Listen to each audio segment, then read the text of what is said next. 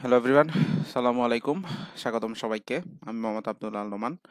আজকে আমরা ফিজিক্সের চ্যাপ্টার 13 যেটা আছে সেটা শিখব। তো এই অধ্যায়ে আসলে বেশিরভাগ পড়াই আসলে বাংলা পড়া, এখানে কোনো ম্যাথ নাই। জাস্ট একটা অর্ধায়ুর অঙ্ক আছে, ওইটাও দেখাবো আমি। তো তোমরা পরীক্ষায় যদি এই অধ্যায় থেকে কোনো সৃজনশীল আসে, আমি তোমাদের বলবো যে এই অধ্যায় থেকে সৃজনশীল আসলে অ্যান্সার করার দরকার নাই। তবে হ্যাঁ, সৃজনশীল না আসার সম্ভাবনাই অনেক বেশি, কারণ অন্যান্য যে অধ্যায়গুলো আছে সেই অধ্যায়গুলো থেকে বেশ ভালো ভালো প্রশ্ন আসলে পরীক্ষায় আসে।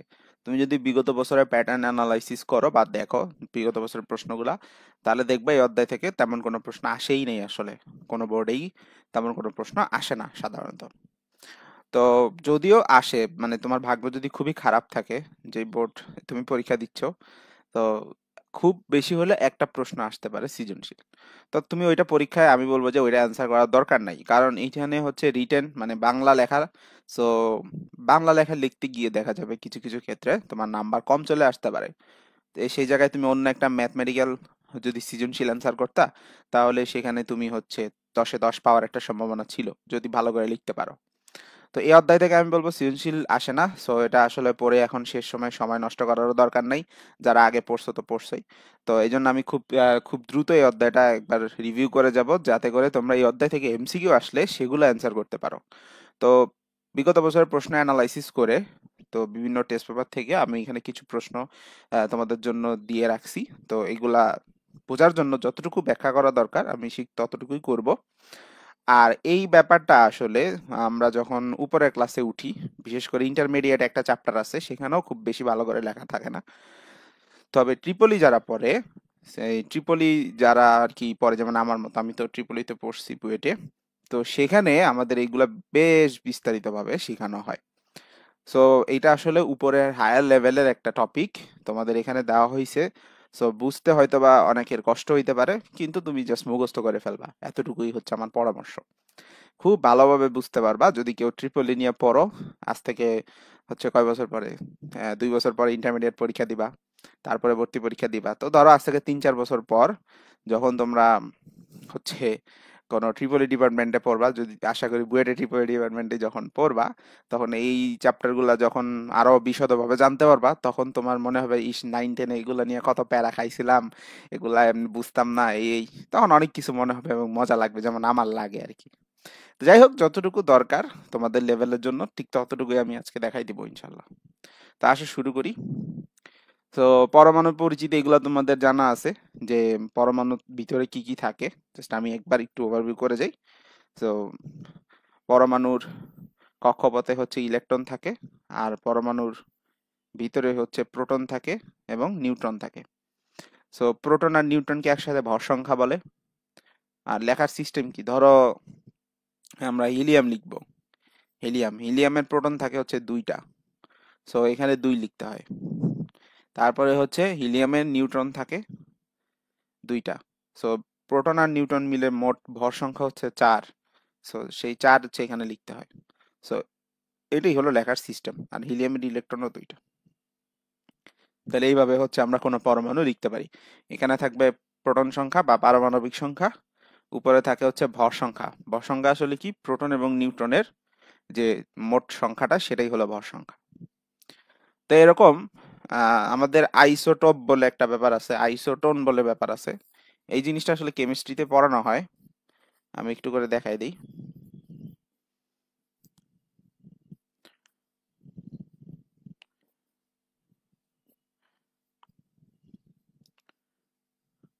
তো আরো আইসো অনেক কিছু আছে, বাট তোমাদের লেভেলে 3টাই দরকার।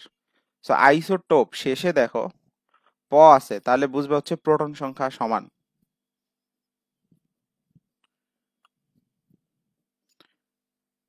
সো 2টা পরমাণুর যদি প্রোটন সংখ্যা সমান থাকে, তাহলে একটাকে আরেকটার আইসোটোপ বলা হয়। আইসোটোনে ন আছে শেষে, নিউট্রন সংখ্যা সমান।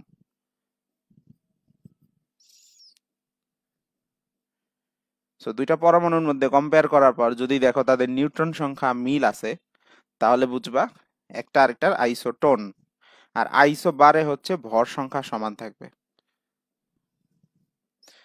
তো 2টা পরমাণু কম্পেয়ার করে যদি দেখো তাদের ভর সংখ্যা সমান, তাহলে একে অপরের আইসো বার হবে।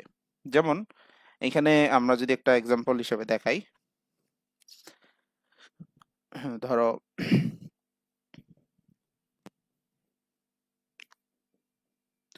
এরকম লিখলাম, তাহলে এইটা একটা আর একটা কি হবে? তো এখানে দেখো প্রোটন সংখ্যা 3, ওইখানেও প্রোটন সংখ্যা 3, তার মানে প্রোটন সংখ্যা মিল আছে।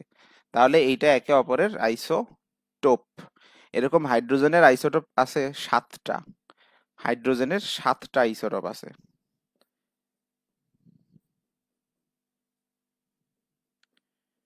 তো এরকম আইসোটোপ অনেকগুলো আছে। যেমন এইখানে এইটার নাম হচ্ছে হাইড্রোজেন, নর্মাল আমরা যেটা বলি হাইড্রোজেন। সো এই হাইড্রোজেনের এই আরেকটা নাম হচ্ছে প্রোটিয়াম, বা হ্যাঁ প্রোটিয়ামই বলে। এটাকে বলা হয় ডিউটেরিয়াম, আবার এটাকে বলা হয় ট্রিশিয়াম বা ট্রিটিয়াম। ঠিক আছে, এরকম বিভিন্ন নাম আছে। তো এরকম 7টা আইসোটোপ আছে হাইড্রোজেনের। তো এইখানে খেয়াল করে দেখো, এইখানে প্রোটন সংখ্যা হচ্ছে কয়টা? প্রোটন সংখ্যা হচ্ছে একটা, আর ভর সংখ্যা হচ্ছে 1। এখানে প্রোটন সংখ্যা 1, ভর সংখ্যা হচ্ছে 2, প্রোটন সংখ্যা 1, ভর সংখ্যা হচ্ছে 3। তো এগুলো হলো ভর সংখ্যা, এটা ভর সংখ্যা। এই ভর সংখ্যার মধ্যে কি থাকে বলছি? প্রোটন প্লাস নিউট্রন, এই দুইটার সমষ্টি থাকে। তার মানে প্রোটন হচ্ছে একটা, আবার প্রোটন আর নিউট্রনের সমষ্টিও হচ্ছে 1। তার মানে নিউট্রন কয়টা এখানে? এখানে কিন্তু কোনো নিউট্রন নাই, কারণ প্রোটনের সংখ্যা হচ্ছে 1, আবার প্রোটন আর নিউট্রন একসাথে সেটাও হচ্ছে 1। তার মানে এখান থেকে তুমি বুঝতে পারবা নিউট্রন সংখ্যা 0। তার মানে এখানে কোনো নিউট্রন নাই। আবার যদি এখানে আসো, এইখানে প্রোটন সংখ্যা তো 1 দেখা যাচ্ছে, আর প্রোটন আর নিউট্রন মিলে হচ্ছে 2। তাহলে এখানে মান বসালে এন এর মান পাওয়া হলো 1। তার মানে এই ডিউটেরিয়ামের ক্ষেত্রে আমাদের প্রোটন সংখ্যা হচ্ছে 1 এবং নিউট্রন সংখ্যা হচ্ছে 1, দুইটা মিলে ভর সংখ্যা হচ্ছে 2। তাহলে এভাবে প্রোটন সংখ্যা একই তাদের আছে। তাহলে একে অপরের কি আইসোটোপ। এখন যদি আমরা দেখি এরকম যে কার্বনের ক্ষেত্রে,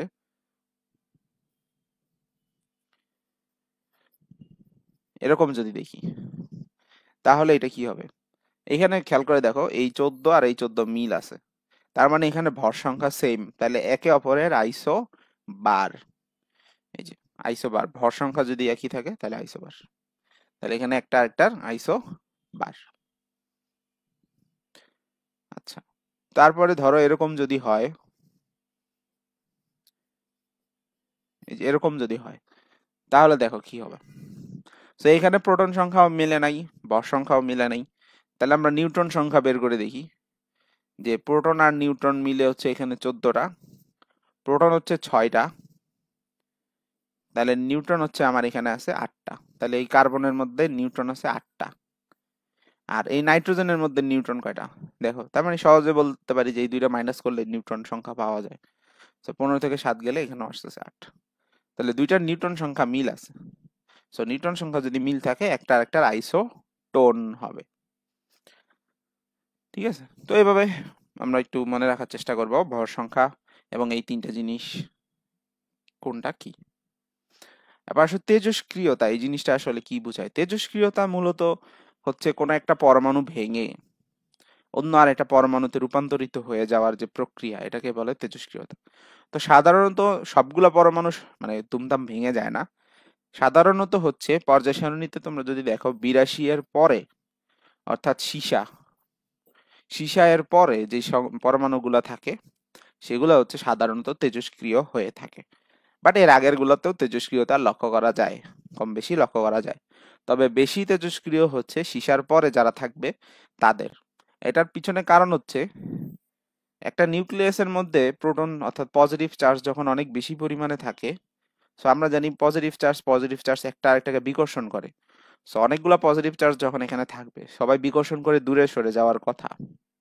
সো যত পজিটিভ চার্জের পরিমাণ বাড়বে, তত হচ্ছে এরা বিকর্ষণ করে দূরে সরে যাওয়ার সম্ভাবনাও বাড়বে।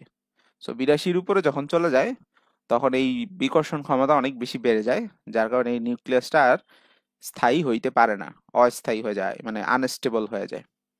সো তখন এই নিউক্লিয়াসটা ভেঙে, ধরো মাল্টিপল 2টা বা 3টা নিউক্লিয়াসে বা 3টা ভিন্ন ভিন্ন পরমাণুতে রূপান্তরিত হয়ে যায়। এই যে ঘটনাটা, এই ঘটনাটাকে বলা হয় তেজস্ক্রিয়তা।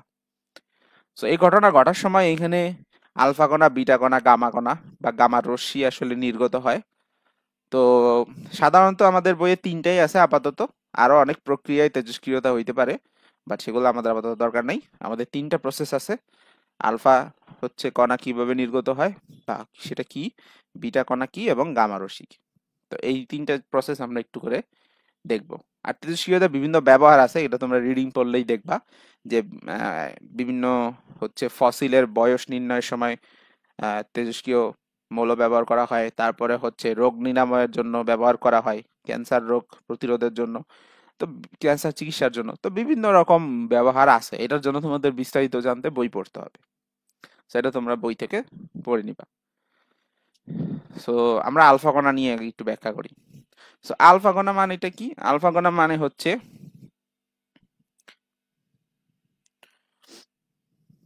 সো আলফা কণা মানে হচ্ছে আমরা যে হিলিয়ামের নিউক্লিয়াসটা দেখলাম, সো সহজ এক কথায় বললে ধনাত্মক হিলিয়ামের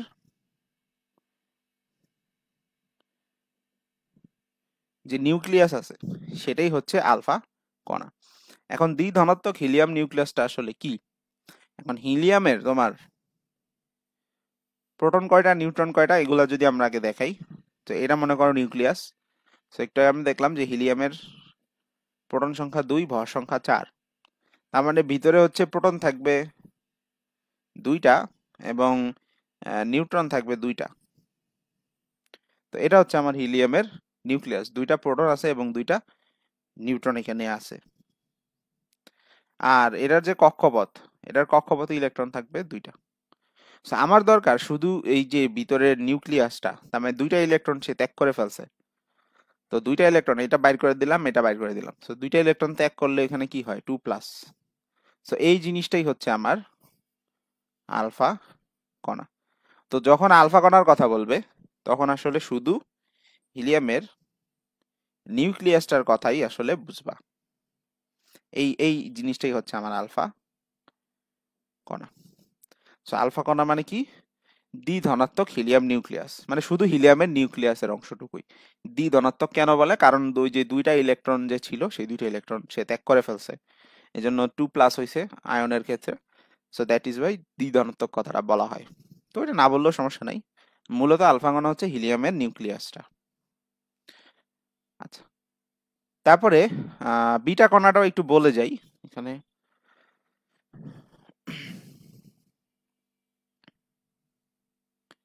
সো বিটা কণাটা কিভাবে তৈরি হয় দেখো।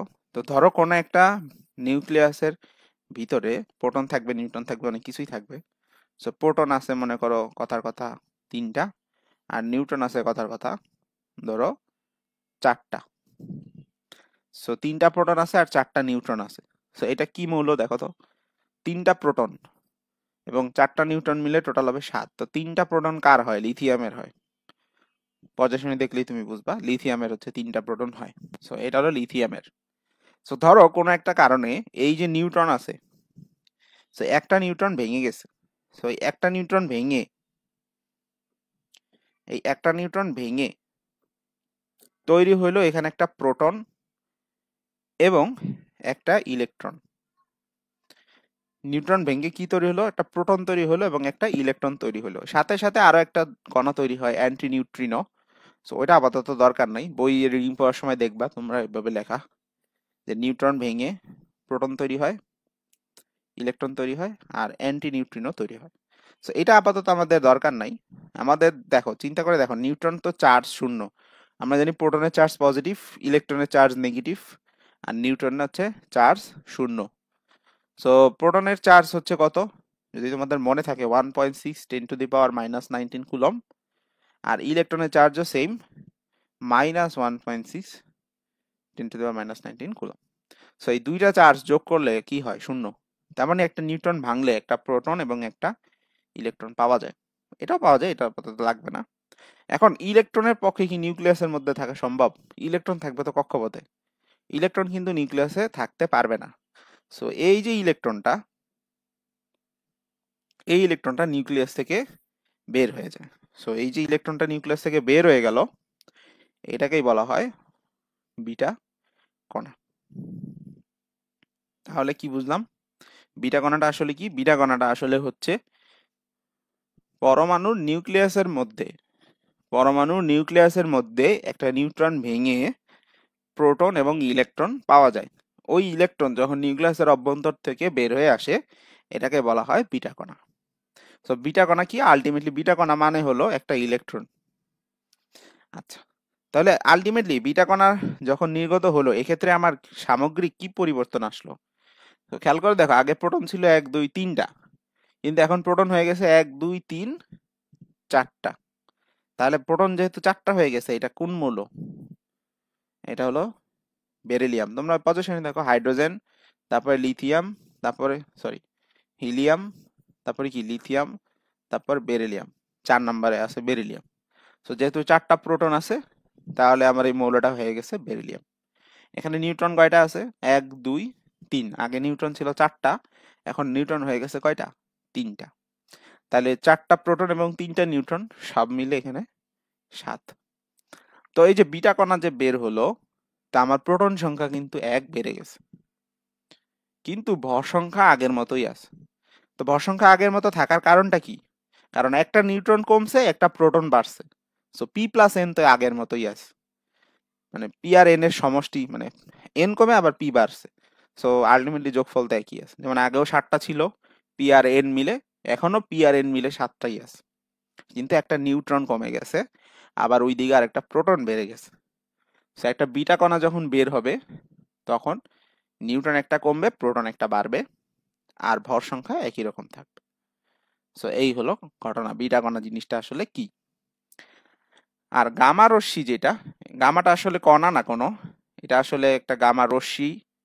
সো গামা রশ্মি হচ্ছে আহ, যখন কোনো একটা নিউক্লিয়াস অনেক বেশি পরিমাণ শক্তি ধরে রাখতে পারে না, তখন সে এখান থেকে কিছু শক্তি বিকিরিত করে। সো এইটাই হচ্ছে তখন আমরা বলি গামা রশ্মি। অর্থাৎ এটা একটা শক্তির ফরম্যাটে বের হয়, অর্থাৎ এটা কোনো কণার ফরম্যাটে বের হয় না। তার মানে আলফা যেমন একটা কণা, 2টা প্রোটন 2টা নিউট্রন।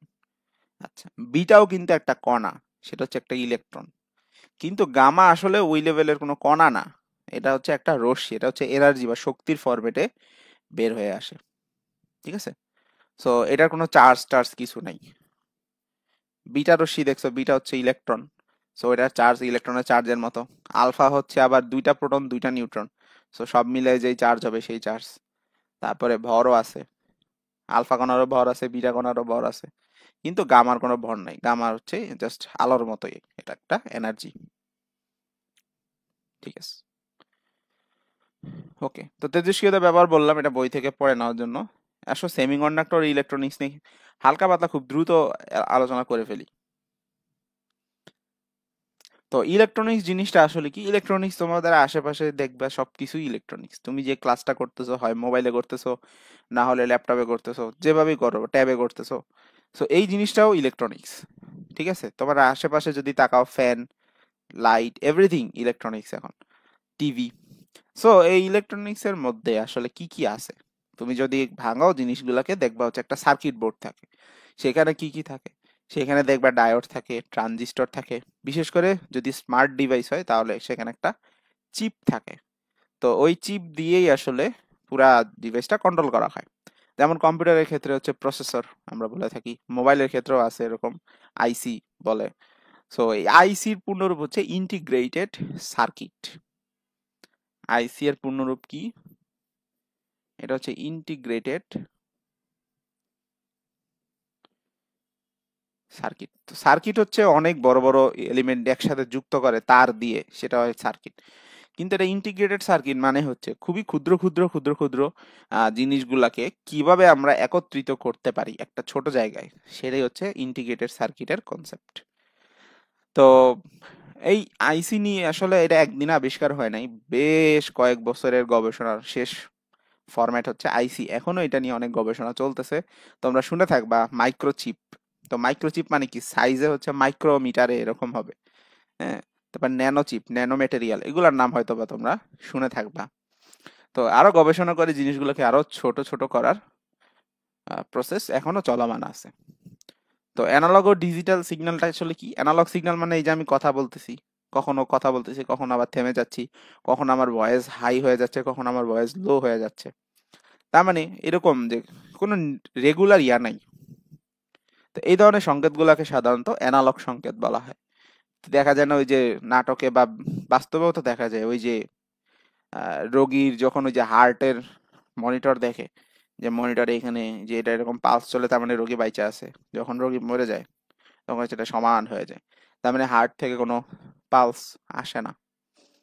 তো এই ধরনের সিগন্যাল গুলো হচ্ছে অ্যানালগ সিগন্যাল। তবে এটা দেখতে বিশ্রী হলেও সুন্দর একটা অ্যানালগ সিগন্যাল হচ্ছে একটা এই যে সাইনের গ্রাফ। তো অ্যানালগ সিগন্যাল মানে বলতে বোঝায় যে প্রত্যেক সেকেন্ডে কিছু না কিছু ভ্যালু আসলে এখানে আছে। এগুলো হলো অ্যানালগ সিগন্যাল, এবং ভ্যালুর যে পরিমাণ সেগুলো অনেক বেশি। যেমন এখান থেকে এইখানে পর্যন্ত কয়টা ভ্যালু আছে এটার কোনো গ্যারান্টি নেই, অসীম সংখ্যক ভ্যালু আছে। যেমন এইখান থেকে এখানে আমি জাস্ট দুইটা গোল্লা দিছি, এই দুইটা গোল্লার মাঝখানে কি আরো গোল্লা গোল্লা দেওয়া যায় না? সো এখানে প্রচুর ভ্যালু আছে এবং এই ভ্যালুগুলো আসলে মানে অনেক পরিমাণে। সো এই ধরনের সিগন্যালকে বলা হয় অ্যানালগ সিগন্যাল।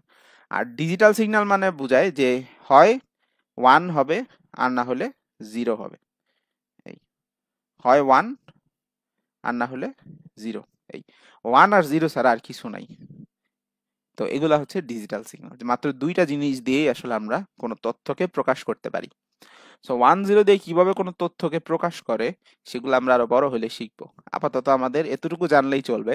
অ্যানালগ সিগন্যাল মানে হচ্ছে এখানে অনেক তথ্য থাকবে, প্রত্যেক সেকেন্ডে সেকেন্ডে এক এক রকম মান থাকবে, মাল্টি ভ্যারিয়েশনের মান থাকবে। যেমন মনে করো এটা যদি 1 হয় তাহলে এইটা 0.5 হইতে পারে, 0.25 হইতে পারে, আরো কম হইতে পারে, এর মাঝখানেও থাকতে পারে, 0.75 হইতে পারে। মানে শূন্য থেকে একের মধ্যে সব মান হওয়া সম্ভব। কিন্তু এখানে দেখো হয় 0-তে আছে আর নাহলে ঠাস করে 1-এ চলে গেছে, হয় 0-তে আছে আর নাহলে ঠাস করে 1-এ চলে গেছে। এর মাঝখানে কিন্তু কোনো ভ্যালু নাই। এই দাগ আসলে আমি দিছি এমনিই দিছি, এই দাগ না দিলেও হবে। এটা জাস্ট বোঝানোর জন্য দিছি। কেউ যদি বলে না এই হলো 1, তারপর এই হলো 0, তারপর এই হলো 1, তারপর হচ্ছে এই হলো 0, এই এভাবেও লেখা যায়, সমস্যা নাই। কিন্তু এটা দেয় আসলে ওই দেখতে একটু সুন্দর লাগে, বুঝছো? দেখতে সুন্দর লাগে আর কিছুই না। সো নির্দিষ্ট সময় হয় 1 থাকবে না হলে 0 থাকবে, এই দুইটার বাইরে আর কিছু থাকতে পারবে না। তাহলে এই ধরনের সিগন্যাল হচ্ছে digital signal. So digital signal analog সিগন্যালের মধ্যে হচ্ছে কিছু পার্থক্য আছে, এটা বই থেকে পড়বা। সো বই রিডিং পড়ার জন্য তোমাদের আমি উৎসাহিত করতেছি, একবার জাস্ট রিডিং পড়ে গেলেই হবে, বেশি খুব ডিপে যাওয়া লাগবে না। কি কি পড়া লাগবে এই যে আমি বলে দিচ্ছি, কিন্তু তো আমরা সেইখান থেকে সেখান থেকে টপিকগুলো দেখবো। যেমন একবার বলছি তেজস্ক্রিয়তার ব্যবহারটা দেখবা, আর হচ্ছে গিয়ে এই যে অ্যানালগ ও ডিজিটাল সিগন্যালের এই জায়গায় পার্থক্যগুলো দেখবা। ওকে, আসলে সেমিকন্ডাক্টর জিনিসটা আসলে কি? সো তোমরা তো হচ্ছে আমাদের FRBP 25 কোর্সের ক্লাসগুলো করতেছো, ওগুলো আমরা ফ্রি করে দিয়েছি। এইবার তোমাদের যদি ওই ক্লাসগুলো করলে তোমাদের কিন্তু হিউজ লেভেলের প্রিপারেশন হয়ে যেতেছে, তোমরা ভালো করে বুঝতেছো, পরীক্ষার হলে গেলেও ওই আউটপুটটা পাবা। বাট তোমার যদি মনে হয় মানে তোমার মনে হয় বলতে কি, আমরা বলি আমাদের বেসিক টু প্রো কোর্স নামে আর একটা সিরিজ আছে, সবাই জানো ওইটা হচ্ছে একদম বেসিক থেকে, লাইক যেটা তোমাদের জন্য মেইনলি দরকার যেহেতু তোমরা এখন নতুন ক্লাস 9-এ ক্লাস 10-এ উঠছো। তো এসি 26-27 বেশ তোমরা। So basic to pro course মানে হচ্ছে এখানে আমরা ফার্স্টে ফুল বেসিক মানে ফুল বেসিকটা পড়ানো হবে, একদম একটা চ্যাপ্টারে যাবতীয় যা আছে। মনে করো তুমি ক্লাস মানে 9-এ উঠছো, কোনো কিছুই জানো না, ওই টাইপ থেকে শুরু করে basic, short question, CQ, MCQ, এটা হচ্ছে ডিরেক্ট মানে এটা তোমাদের জন্য এসে 26-27 ব্যাচের জন্য এই কোর্সটা, ঠিক আছে? তো এখানে basics, short question, CQ, MCQ সবই হচ্ছে ডিটেলসে পাবা। তুমি মনে করো FRBP 25 কোর্সের এই গতি চ্যাপ্টার পড়তেছো, এটা 3 ঘন্টার একটা ক্লাস। বাট এই কোর্সটাতে গতি চ্যাপ্টার টাইম পড়াইছে মনে করো 7 থেকে 8 ঘন্টায়। তার মানে বুঝতেছো এখানে কি কি খাবার হয়েছে, কত ম্যাথ প্র্যাকটিস হয়েছে, বেসিক যা যা আছে সব কমপ্লিট হইতেছে, ঠিক আছে? সেইমভাবে কেমিস্ট্রিও, এরপরে হচ্ছে আমাদের বায়োলজিও আছে, তারপরে হচ্ছে আমাদের ম্যাথ, হায়ার ম্যাথ আছে, তারপরে হচ্ছে আমাদের ইংলিশ আছে। সো তোমাদের যতটুকু নিড এই সবগুলা কোর্সই আমাদের আছে। তো মনে করো তুমি আমাদের FRBP 25 কোর্সের ক্লাসগুলো দেখেই তুমি হাফ ইয়ারলি এক্সাম দিয়ে দিলা, বা তোমার সামনে যে এক্সাম দিয়ে দিতেছো, ঠিক আছে? বা এর এক্সামের আগেও যদি দেখো, মনে করো তোমার যদি মনে হয় যে না ভাই আমার আরেকটু বেশি ডিটেলসে জানা উচিত, একটা চ্যাপ্টার ভালোভাবে আমার এমনভাবে জানা উচিত যাতে আমি আরেকটা স্টুডেন্টকে পড়াইতে পারি, তো তুমি আমাদের ক্লাস দেখে বুঝতে পারতেছো যে আমরা ক্লাস কোয়ালিটি কেমন, কিভাবে পড়াইতেছি, বা তো সেমভাবে আগের বেচে যদি ওইভাবে পড়াই, তো তোমাদের বেচে তো আরও ডিটেলসে আরও সুন্দরভাবে পড়াইতেছি, স্বাভাবিক না? এবং এইগুলার ডেমো ক্লাস আছে, তা তুমি চাইলে দেখতেও পারো, অথবা আমি কমেন্টে লিঙ্ক দিয়ে দিব, ঠিক আছে? এগুলার ডেমো ক্লাস আছে। ওকে, এগুলো হচ্ছে ডেমো ক্লাস আছে, বা লিঙ্ক দিয়ে দিব, তুমি হচ্ছে দেখো, ঠিক আছে? তো এই কোর্সগুলোতে ভর্তি হয়ে যেতে পারো। আমার মনে হয় ভর্তি হওয়া উচিত, প্রত্যেকটা এসএসসি 26 বা এসএসসি 27 তোমাদের ভর্তি হওয়া উচিত, কারণ এইগুলাতে একদম বেসিক থেকে ফুল কমপ্লিট হবে। এবং এই যে কোর্সগুলোর প্রাইস দেখতেছো, এগুলো হচ্ছে শর্ট সিলেবাসের উপর। শর্ট সিলেবাসে মনে করো তোমাদের এসএসসি 26-এর জন্য তো এটা ডিরেক্ট এইগুলাতে ভর্তি হয়ে গেলা। এসএসসি 27 যারা, তোমরা ফার্স্টে এই কোর্সে ভর্তি হবা, হইলে তোমাদের শর্ট সিলেবাসে যতটা চ্যাপ্টার আছে সবগুলো কমপ্লিট হবে। এবং আমরা এইগুলার পরে, এই যে শর্ট সিলেবাসের যেগুলা করাই দিচ্ছে, এগুলো শেষ হয়ে যাওয়ার পরেই ফুল সিলেবাসের উপর কোর্স রান করবো। মানে কি, শর্ট সিলেবাসে যেগুলো পড়াই দিছি, এর বাকি যে চ্যাপ্টারগুলো থাকবে সেই 27-এর জন্য বেসিক্যালি আমরা ফুল সিলেবাস লঞ্চ করবো, ওইখানেও তোমরা ভর্তি হয়ে যেতে পারবে। তো এখন এখানে ভর্তি হলে শর্ট সিলেবাসে কিন্তু তোমাদের ফার্স্টের দিকের চ্যাপ্টারগুলোই আছে, অর্ধেক বই আছে আর কি শর্ট সিলেবাসে। এসএসসি 27 তোমরা জানো কোন কোন চ্যাপ্টার আছে, বা 26। তো এইগুলার প্রাইস দেখতেছো মাত্র 1000 টাকা কোর্স ফি, যে ফুল ফিজিক্স, ঠিক আছে? এটা হচ্ছে এই ডিসকাউন্টটা তোমার হচ্ছে 5 জুন পর্যন্ত থাকবে। এরপরে এটা হচ্ছে 1250 হয়ে যাইবে, বা একটা প্রাইস থাকবে, তোমরা আমাদের সাথে যোগাযোগ করলে বুঝতে পারবে যে তখন প্রাইস কত, ঠিক আছে? ওকে, তো এরপরে হচ্ছে কেমিস্ট্রিও সেমভাবে আছে, এরপরে হচ্ছে বায়োলজিও আছে, এগুলাতে একদম ডিটেলসে পড়ানো হবে। তুমি যদি ফিজিক্স, কেমিস্ট্রি, বায়োলজি মানে পিসিবি যেটাকে বলে ফুল একসাথে যদি কিনো, তাহলে 2790 টাকা দিয়ে কিনতে পারবো, ঠিক আছে? তো এই যে ইয়ে আছে, এবং এগুলা ক্লাস কেমন হবে ভাইয়া? এই যে প্রিমিয়াম রেকর্ডেড মানে কি, আমরা লাইভে নিতাম, মনে করো লাইভে নিলে ওইগুলো হচ্ছে একটু কমেন্ট পড়তে বা একটু কোয়ালিটি নষ্ট হয়, বাট রেকর্ডেড নিলে কম সময়ে বেশি জিনিস পড়ানো যায়, এবং রেকর্ডেডগুলো প্রিমিয়াম থাকে। এজন্য লাইভ তোমরা হচ্ছে এখানে আলাদা ডিসকাশন গ্রুপ পাইতেছো, যেখানে ডাউট সলভ করতে পারো, তোমাদের কোনো প্রশ্নে যদি ঝামেলা হয়, এক্সাম পাইতেছো, মনে হয় তুমি একটা প্রশ্ন বুঝতেছো না, তুমি আমাদের আলাদা গ্রুপ থাকবে, ডিসকাশন গ্রুপ, ওইখানে বুঝতে দিবে, বাবা এইটা বুঝতেছি না, বুঝিয়ে দিন, আমাদের টিচার প্যানেল রাখা আছে, ওরা তোমাদেরকে বুঝিয়ে দিবে, ঠিক আছে? প্রিমিয়াম রেকর্ডেড মানে কি, একদম স্মার্ট বোর্ডে, এবং আমাদের কোয়ালিটি আরো ইমপ্রুভ, যে ক্লাসগুলো দেখতেছো না এখন, এটা দেখে কোয়ালিটি আরো ইমপ্রুভ থাকবে, ঠিক আছে? তো এগুলা পাবা। তো সেম ভাবে হচ্ছে সবগুলা কোর্স আছে, দেখো। এরপরে হচ্ছে এই যে ম্যাথ আর হায়ার ম্যাথ, এখানে যেগুলা ম্যাথ আর হায়ার ম্যাথের, এগুলো হচ্ছে তোমার প্রি রেকর্ডেড, মানে এগুলো হচ্ছে আগে থেকে রেকর্ড করে, এগুলাতে ভর্তি হয়ে গেলে এখন হচ্ছে সবগুলো চ্যাপ্টার পেয়ে যাবা, ঠিক আছে? ফিজিক্স, কেমিস্ট্রিতে অলরেডি 2টা করে চ্যাপ্টার শেষ হয়ে গেছে, বাকিগুলো শেষ হবে, ঠিক আছে? তো এগুলা প্রি রেকর্ডেড, এই যে এখানে তুমি দেখতে পারবে, এজন্য এগুলোর কোর্স ফি একটু কম, মানে এগুলো হচ্ছে আগে থেকে রেকর্ড করা, সো এগুলো তুমি কিনতে পারো।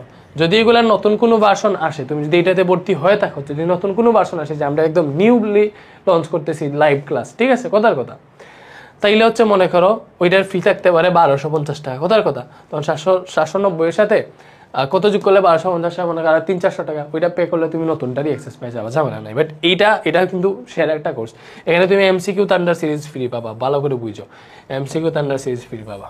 তো এখানে সব দেওয়া আছে, তুমি জাস্ট আমাদের সাথে যোগাযোগ করে আমাদের বেসিক টু প্রো সিরিজের কোর্সে ভর্তি হওয়া উচিত। এখানে ভর্তি হলে তোমার 100%-এর যদি বেশি কোনো বস্তু থাকে ওইটা হয়ে যাবে। এরপরে আমাদের ইংলিশ কোর্স আছে, ইংলিশ ফার্স্ট অ্যান্ড সেকেন্ড দুইটা মিলে হচ্ছে 1250 টাকা, এটা হচ্ছে ডিসকাউন্ট প্রাইস। ডিসকাউন্ট না থাকলে হয়তো প্রাইসটা একটু বাড়তে পারে, তুমি আমাদের সাথে যোগাযোগ করো, আমাদের সবগুলা কোর্সই কিন্তু আছে। তো এরপরে দেখো আমাদের এই যে তুমি যদি সবগুলা course physics, chemistry, biology, math, higher math, English সবগুলো একসাথে কিনো, তাহলে এই যে আমাদের ডিসকাউন্ট প্রাইস হচ্ছে 5490 টাকা, এটা 5 জুন পর্যন্ত থাকবে, এরপরে বাড়বে আর কি। সো তোমরা হচ্ছে তখন যোগাযোগ করো, যেই প্রাইস থাকবে ওই প্রাইসে ভর্তি হয়ে যেতে পারবা, ঠিক আছে? তো এই হোয়াটসঅ্যাপে ভাইয়া, জাস্ট এই হোয়াটসঅ্যাপে যোগাযোগ করলে দেখো তোমার ফুল প্রিপারেশন কিন্তু এগুলোতে হয়ে যাবে। এগুলো basic to pro course, basic to pro কোর্সের ক্লাস কীরকম হয়, মানে এগুলা থেকে মানে 3x বেটার, ঠিক আছে, 3x প্রিমিয়াম। সো এই যে ভর্তি হয়ে যেতে পারো, জাস্ট এই হোয়াটসঅ্যাপে একটা মেসেজ দাও, মেসেজ দিলে আমাদের অ্যাডমিনটা তোমাদেরকে সব বুঝিয়ে দিবে। তো এটা মনে করো তোমাদের মানে যাদের বেসিক টু প্রো কোর্স প্রয়োজন তোমাদের জন্য এই মার্কেটিংটা। তো এখন তোমরা হচ্ছে ক্লাসের বাকিটুকু কমপ্লিট করো। আল্লাহ হাফেজ। তাহলে সেমিকন্ডাক্টর বুঝতে হলে তোমাকে আগে বুঝতে হবে কন্ডাক্টর জিনিসটা আসলে। কন্ডাক্টর মানে হচ্ছে পরিবাহী। তো যারা বিদ্যুৎ পরিবহনে অংশ নেয় তারা হচ্ছে কন্ডাক্টর, আর যারা বিদ্যুৎ পরিবহনে অংশ নেয় না তারা কি সেমিকন্ডাক্টর না, তাদেরকে বলা হয় ইনসুলেটর। সো যারা বিদ্যুৎ পরিবহনে অংশ নেয়, সুপরিবাহী আর কি, তারা হলো কন্ডাক্টর। এটা বাসের কন্ডাক্টরের মতো না, এটা ইংরেজি নাম আর কি। বাসের কন্ডাক্টরও হয়তো বা ইংরেজি নাম। আর এটা হচ্ছে ইনসুলেটর, এটা হলো বিদ্যুৎ অপরিবাহী। আর এটা হচ্ছে বিদ্যুৎ পরিবাহী বা সুপরিবাহী, যেটাই বলো। এইটার মাঝখানে যে জিনিসটা সেটা হচ্ছে অর্ধ পরিবাহী। তো অর্ধ পরিবাহী হচ্ছে যারা আসলে বিদ্যুৎ পরিবহনে অংশ নেয় না, স্বাভাবিক অবস্থায় বিদ্যুৎ পরিবহনে অংশ নেয় না, কিন্তু এদের কিছু মডিফিকেশন করলে, এদের মধ্যে কিছু পরিবর্তন আনলে এরা তারপরে বিদ্যুৎ পরিবহনে অংশ নিতে পারে। এ ধরনের জিনিসকে বলা হয় অর্ধ পরিবাহী। কিছু কিছু ম্যাটেরিয়ালের নাম লিখে দিই। সুপরিবাহী ম্যাটেরিয়ালের মধ্যে আছে কি কপার বা তামা, তারপর আছে কি লোহা। হ্যাঁ, এগুলো হচ্ছে বিদ্যুৎ সুপরিবাহী। তো বিদ্যুৎ পরিবহন করে না কারা? কাঠ, কাঁচ, কাগজ, এগুলা বিদ্যুতের অপরিবাহী। আর অর্ধ পরিবাহীর মধ্যে আছে কার্বন, সিলিকন, জার্মেনিয়াম, এগুলো হচ্ছে বিদ্যুতের অর্ধ পরিবাহী। এই যে ডায়োড, ডায়োড জিনিসটা তৈরি করে কিভাবে জাস্ট একটু সংক্ষেপে বলে যাই। সো ডায়োড জিনিসটা হচ্ছে একটা সিলিকনের বার নেওয়া হয়। এখন সিলিকন হচ্ছে তো অর্ধ পরিবাহী, সিলিকনের ভিতর দিয়ে তো বিদ্যুৎ পরিবহন করবে না স্বাভাবিক অবস্থায়, এই যে বললাম না অর্ধ পরিবাহী। তো সিলিকনের ভিতর দিয়ে স্বাভাবিক অবস্থায় বিদ্যুৎ পরিবহন করবে না। তা আমরা কি করব, এই সিলিকনের এইখানে অর্ধেক করে এই এক জায়গায় হচ্ছে আমরা বোরন ইউজ করব, এবং আর অর্ধেক জায়গায় আমরা হচ্ছে ফসফরাস ইউজ করব। সংক্ষেপে লিখি পি, ফসফরাস ইউজ করব, আরেক জায়গায় হচ্ছে বোরন ইউজ করব। বোরন মানে হচ্ছে পর্যায় সারণীর যে 5 নাম্বার মৌল, আর ফসফরাস মনে হয় 15 নাম্বার মৌল। তো পর্যায় সারণীর ওই যে বোরনের নিচে যারা আছে, যেমন বোরন, অ্যালুমিনিয়াম, গ্যালিয়াম, হ্যাঁ, ইন্ডিয়াম, ওই পর্যায় সারণীর যে বোরনের যে গ্রুপটা আছে ওই গ্রুপের যে কোনো মৌল এখানে ব্যবহার করা যায়। আবার ফসফরাসের যে গ্রুপটা আছে, ফসফরাস, আর্সেনিক, তারপরে অ্যান্টিমনি, হ্যাঁ, এই গ্রুপটাও যে কোনোটা আপাতত এখানে ব্যবহার করা যায়। তো কোনটা আসলে ব্যবহার করা হবে এটা ডিপেন্ড করে সায়েন্টিস্টদের উপরে, এটা আমাদের মাথা ব্যথার দরকার নেই আপাতত। তো এই যে গ্রুপটা, প্রথম যে গ্রুপটার কথা বললাম, এদের দেখবা ইলেকট্রন বিন্যাস যদি তোমরা করে দেখো তাহলে দেখবা এদের শেষ কক্ষপথে 3টা করে ইলেকট্রন আছে, এজন্য এদেরকে ত্রিযোজী মৌল বলা হয়। আর ওইগুলা যদি ইলেকট্রন বিন্যাস করো তাহলে দেখবা এদের শেষ শক্তি স্তরে 5টা করে ইলেকট্রন আছে, এজন্য এদেরকে আমরা পঞ্চযোজী মৌল বলতে পারি। সো এক পাশে ত্রিযোজী আরেক পাশে পঞ্চযোজী মৌল যদি আমরা এখানে যুক্ত করি তাহলে এইখানে কিছু ইলেকট্রন শর্ট থাকে। এই যে ইলেকট্রন শর্ট থাকে এইগুলাকে বলা হয় হোল বা গর্তের মতো। আর এই পাশে যখন ইউজ করব সো তখন এখানে ইলেকট্রন আরো বাড়তি থাকবে, এখানে ইলেকট্রন আরো বাড়তি থাকবে, এইগুলোকে বলা হয় মুক্ত ইলেকট্রন বা ফ্রি ইলেকট্রন। তো এই যে পাশে ইলেকট্রন বাড়তি থাকে সেইটাকে বলা হয় এন টাইপ বা নেগেটিভ টাইপ, আর যেই পাশে ইলেকট্রন শর্টেজ থাকে সেখানে এটাকে বলা হয় পজিটিভ টাইপ বা পি টাইপ। এখন মনে হইতে পারে যে ইলেকট্রন শর্ট থাকে কিভাবে আর বেশি হইলো কিভাবে। সো এটা একটু করে দেখাই দিই, এটা অত ডিটেলস আপাতত জানতে হবে না, বাট যেহেতু কথায় কথায় চলে আসছে দেখাই দিই। এখন একটা সিলিকনের যে টুকরা আমি নিছিলাম, এখন সিলিকনের টুকরাটা কিভাবে থাকে, একটা সিলিকনের টুকরা তার পাশে 4টা সিলিকনের সাথে এভাবে সমযোজী বন্ধনে যুক্ত থাকে। তো সমযোজী বন্ধনে যুক্ত থাকার অর্থ কি? সমযোজী বন্ধনে যুক্ত থাকার মানে হচ্ছে প্রত্যেকের সাথে ইলেকট্রন শেয়ার করে। তো এখানে যে সিলিকন সিলিকন সাথে শেয়ার করে, সিলিকন সিলিকনের সাথে শেয়ার করে। এই তো খেয়াল করে দেখো এই যে সিলিকনটা তার 4টা ইলেকট্রন, এই 4টা, সে আবার 4টা কি করছে পাশের সিলিকনের সাথে শেয়ার করে অষ্টক পূরণ করছে, যৌগ তৈরি করছে, সুখে শান্তিতে আছে। আমরা কি করলাম, এখানে এনে বোরন ঢুকাই দিলাম। তো এখানে তো একটা সিলিকন, এখানে কোটি কোটি সিলিকন আছে, তার মধ্যে কিছু কিছু সিলিকন কি হয়ে যাবে সরে ওই জায়গায় বোরন চলে আসবে। তো এখন এই জায়গায় সিলিকন সরে যদি বোরন চলে আসে, তাহলে কি হবে, এই যে সিলিকনটা, সিলিকনের সিলিকন সরে গিয়ে যদি এখানে এখন বোরন চলে আসে, এখন বললাম তো বোরনের শেষ শক্তি স্তরে 3টা করে ইলেকট্রন থাকে। সো এই যে ইলেকট্রন যেগুলো আপনি 4টা দিছিলা সিলিকনের, তো একটা ইলেকট্রন কি হয়ে গেল, কমে গেল না? তাহলে এখানে ইলেকট্রনের একটা শর্টেজ তৈরি হলো। দেখো বোরনের কিন্তু অষ্টক পূরণ হয় নাই। বোরনের নিজের 3টা, পাশের সিলিকনের সাথে 4টা শেয়ার করলো, কিন্তু অষ্টক পূরণ হইল না। নিজের 3টা, পাশের 4টা, টোটাল 7টা হয়। তো এই কারণে বোরনের এখানে একটা হোল তৈরি হয়। হোল মানে ইলেকট্রন ঘাটতি। যে ভাই সিলিকন যখন ছিল তখন তো সে স্বয়ংসম্পূর্ণ ছিল, কিন্তু বোরন নিচে ঢুকানোর কারণে এখানে এরকম কিছু ইলেকট্রনের ঘাটতি বা গর্ত তৈরি হয়, এগুলোকে বলে হোল। এবং এই পাশটাকে তখন এই জন্য আমরা বলবো পজিটিভ টাইপ বা পি টাইপ। আচ্ছা, ঠিক একইভাবে যখন ফসফরাস এনে যুক্ত করব অন্য পাশে, সো ওই পাশে আবার ফসফরাস যখন যুক্ত করব তখন ঘটনাটা কি ঘটবে? সো ওই পাশে যখন ফসফরাস আমরা ঢুকাবো তখনই তো বোরন বাদ চলে গেল। ফসফরাসের শেষ শক্তি স্তরে ইলেকট্রন কিন্তু থাকে 5টা। সো ফসফরাসের 5টা, এই যে একটা, 2টা, 3টা, 4টা অষ্টক অলরেডি পূরণ হয়ে গেছে।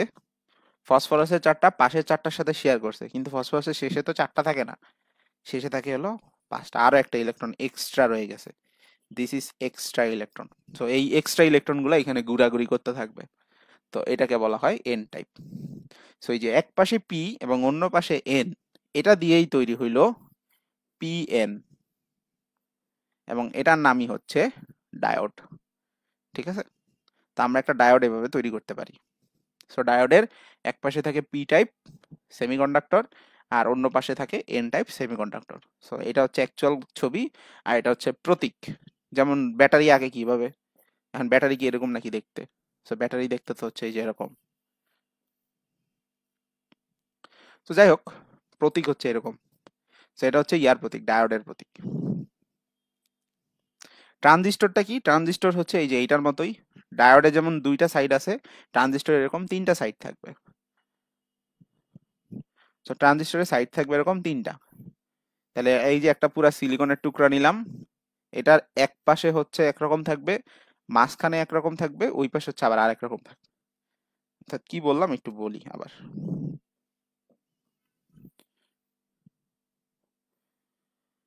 সো ধরো আমি ডোপিং করলাম এমন ভাবে, আচ্ছা এই ঘটনাটাকে বলে ডোপিং, হ্যাঁ। আমি যে এখানে বোরন ঢুকাইলাম, ফসফরাস ঢুকাইলাম, এই জিনিসটাকে বলা হয় ডোপিং করা। আচ্ছা, তো এই সিলিকনের টুকরার মধ্যে এক পাশে মনে করো আমরা এন টাইপ নিলাম, এই পাশেও এন টাইপ নিলাম, মাঝখানে পি নিলাম, এরকম হইতে পারে। আবার দুই পাশে পি নিলাম, মাঝখানে এন নিলাম, এরকমও হইতে পারে। সো 2 ধরনের ট্রানজিস্টর আছে। এটা হচ্ছে এনপিএন ট্রানজিস্টর, আর এটাকে বলে পিএনপি ট্রানজিস্টর। সো এন আর পি কি একটু আগে বুঝাইছি, ওই জিনিসটাই। অর্থাৎ এখানে ফসফরাস, এখানে ফসফরাস, আর মাঝখানে আমরা বোরন দিয়ে দিব। আর এইদিকে বোরন, এইদিকে বোরন, মাঝখানে যদি ফসফরাস দেই তাহলে এরকম হবে। তাহলে দেখো ডায়োডের ছিল 2টা টার্মিনাল, আর ট্রানজিস্টরের ক্ষেত্রে টার্মিনাল কয়টা? 3টা। এই যে দুই পাশ থেকে একটা আর মাঝখান থেকে একটা। সেই 3টা টার্মিনালের নাম আছে। মাঝখানের যে টার্মিনালটা এটাকে বলা হয় বেস বা বাংলায় পিট। ঠিক আছে, তারপরে এই দুই পাশের যেই সাইডটা একটু মোটামুটি কম থাকে, সাইজে ছোট হয়, সেটাকে বলা হয় নিঃসারক বা ইমিটার।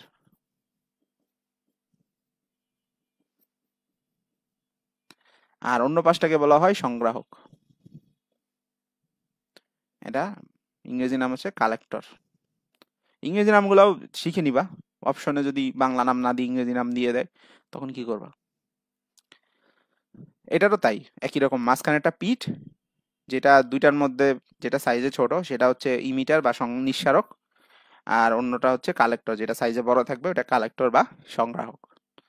ঠিক আছে, তো ট্রানজিস্টরের প্রতীক কিরকম? ট্রানজিস্টরের প্রতীক হচ্ছে এই যেরকম 3টা টার্মিনাল বের করে আঁকবা। যে 3টা টার্মিনাল, একটা বের হয়েছে এদিকে, একটা এদিকে, আর একটা এদিকে। আবার দেখাই। সো একটা দাগ দিয়ে নিলা, এদিক দিয়ে একটা বেরোবে, এদিক দিয়ে একটা বেরোবে, মাঝখান দিয়ে একটা বেরোবে। সো এই 3টা টার্মিনাল হচ্ছে এই 3টা। এখন কোনটার নাম কি? যেটা হচ্ছে এই যে এই দাগের সাথে সোজা বের হবে, এইটাই হচ্ছে আমাদের সেই পিট বা বেস, যেটা মাঝখানেরটা। তাহলে এই দুইটার মধ্যে একটা হচ্ছে নিঃসারক আর একটা হচ্ছে সংগ্রাহক। এখন যে কোনো একটা দিলেই হয়, কারণ দেখতে একই রকম। সো যেটা নিঃসারক দিবা সেখানে একটা তীর চিহ্ন দিবা, এখন তীর চিহ্ন এই দিকেও দেওয়া যায়, আবার চাইলে তীর চিহ্ন উল্টা দিকেও দেওয়া যায়। সো আমি দুইটা দিয়েই দেখাই কোনটা কি মিন করে। সো এটা দিলাম।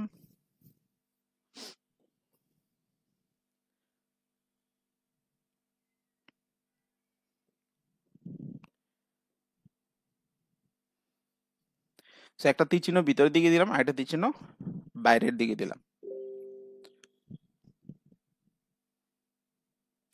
ওকে, তো এখন এইখানে কোনটা আসলে কি মিন করে দেখো, যেটা তুমি তীর চিহ্ন দিবা ওইটা হবে নিঃসারক মানে ইমিটার, আর অন্য পাশ যেটা ওটা কালেক্টর মানে ওই যে সংগ্রহ। এখন তীর চিহ্ন ভিতরের দিকে দিলে কি বোঝায়, বাইরের দিকে দিলে কি বোঝায়? তীর চিহ্ন যদি ভিতরের দিকে হয় তাহলে সেটা বোঝায় এনপিএনটা, এটা বোঝায়, অর্থাৎ এই পাশটা এন, বেসটা হচ্ছে পি। দুঃখিত, আমি একটু ভুল করছি, এটা হচ্ছে পিএনপি বোঝাবে। হুম, পিএনপি মানে তীর চিহ্ন সবসময় পি থেকে এন এর দিকে থাকবে, এভাবে মনে রাখতে পারো শর্টকাটে। তাহলে এই পাশটা পি, এই পাশটা পি, কারণ ইমিটার এবং কালেক্টর তো একই নাম দেওয়া লাগবে। সো এই যে পি পি, সো দুই পাশে পি আর মাঝখানে যদি এন হয় তাহলে তীর চিহ্ন দেখো পি থেকে এন এর দিকে হয়। এখন তুমি সেম কাজ যদি এখানে করো তাহলে পি থেকে তো এন এর দিকে তীর চিহ্ন হইলো না, তাহলে কি করতে হবে? এই দুই পাশে এন দিতে হবে, মাঝখানে পি দিতে হবে। তাহলে এবার ঠিক আছে, তীর চিহ্ন পি থেকে এন এর দিকে হয়েছে। তাহলে এটা হলো পিএনপি ট্রানজিস্টর, এটা হলো এনপিএন ট্রানজিস্টর। তাহলে এটা আমরা উপরে উঠাই দিই, এটাকে আমরা নিচে নামাই দিই।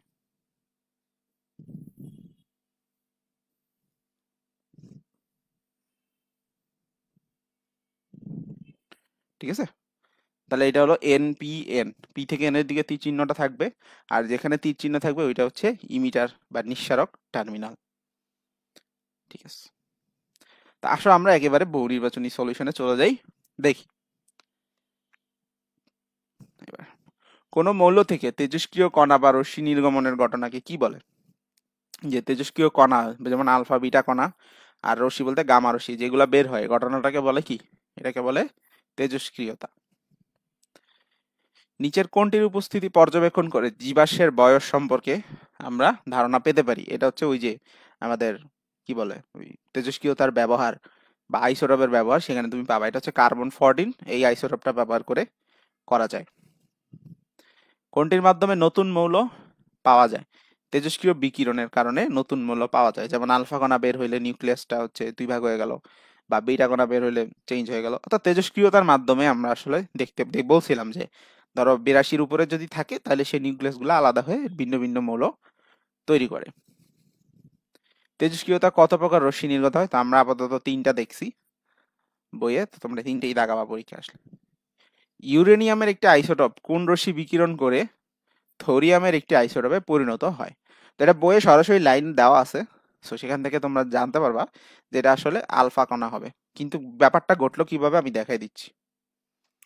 সো ইউরেনিয়ামের পারমাণবিক সংখ্যা তোমার জানতে হবে, সেটা হচ্ছে 92। আর কিছু একটা বিকিরণের পরে এটা হচ্ছে থোরিয়াম হয়েছে। এখন থোরিয়ামের পারমাণবিক সংখ্যা কত? থোরিয়ামের পারমাণবিক সংখ্যা হচ্ছে 90। তাহলে দেখো 92 থেকে 90 হয়ে গেছে, অর্থাৎ 2টা প্রোটন কমে গেছে।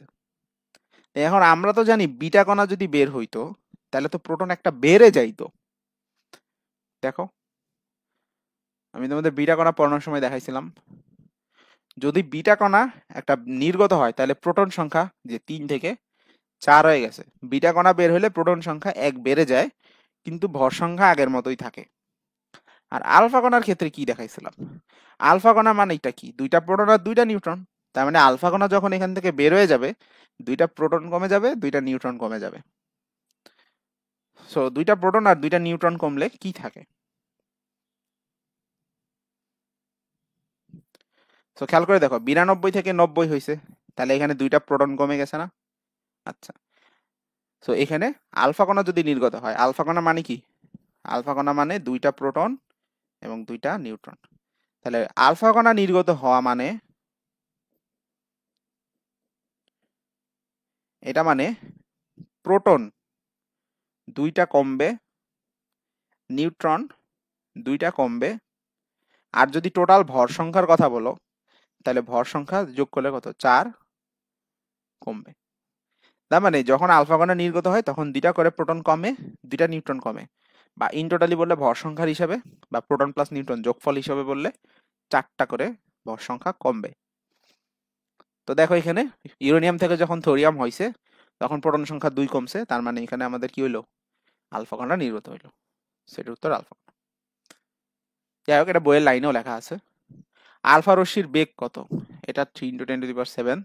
সাধারণত আলোর বেগের 10%, 20% এরকম হয়ে থাকে। তো আলোর বেগ তো 3 × 10⁸। এটার যদি 10% ধরি, সো 1/10, সো কাটাকাটি করলে 3 × 10⁻⁷। এটা একটা রাফলি, কিছু কিছু জায়গায় দেখবা 2 × 10⁷ও আছে। তো এরকম এরকম আসলে সঠিক কোনো অ্যান্সার নাই, এরকম কাছাকাছি যেটা হয় এটা দিয়ে দিবে আর কি। আলফা রশ্মির আধান কত? এই যা খুব গুরুত্বপূর্ণ। আলফা রশ্মির মধ্যে কি আছে? 2টা প্রোটন, 2টা নিউট্রন। এখন বল আধান কত হবে? নিউট্রনের কি কোনো আধান আছে? আধান মানে চার্জ। নিউট্রনের কোনো চার্জ আছে? নিউট্রনের কিন্তু কোনো চার্জ নাই। প্রোটনের চার্জ আছে। একটা প্রোটনের চার্জ কত? একটা প্রোটনের চার্জ 1.6 10⁻⁻19 কুলম্ব। ইলেকট্রনের চার্জ আর প্রোটনের চার্জ সমান। সো প্রোটন আছে এখানে কয়টা? 2টা।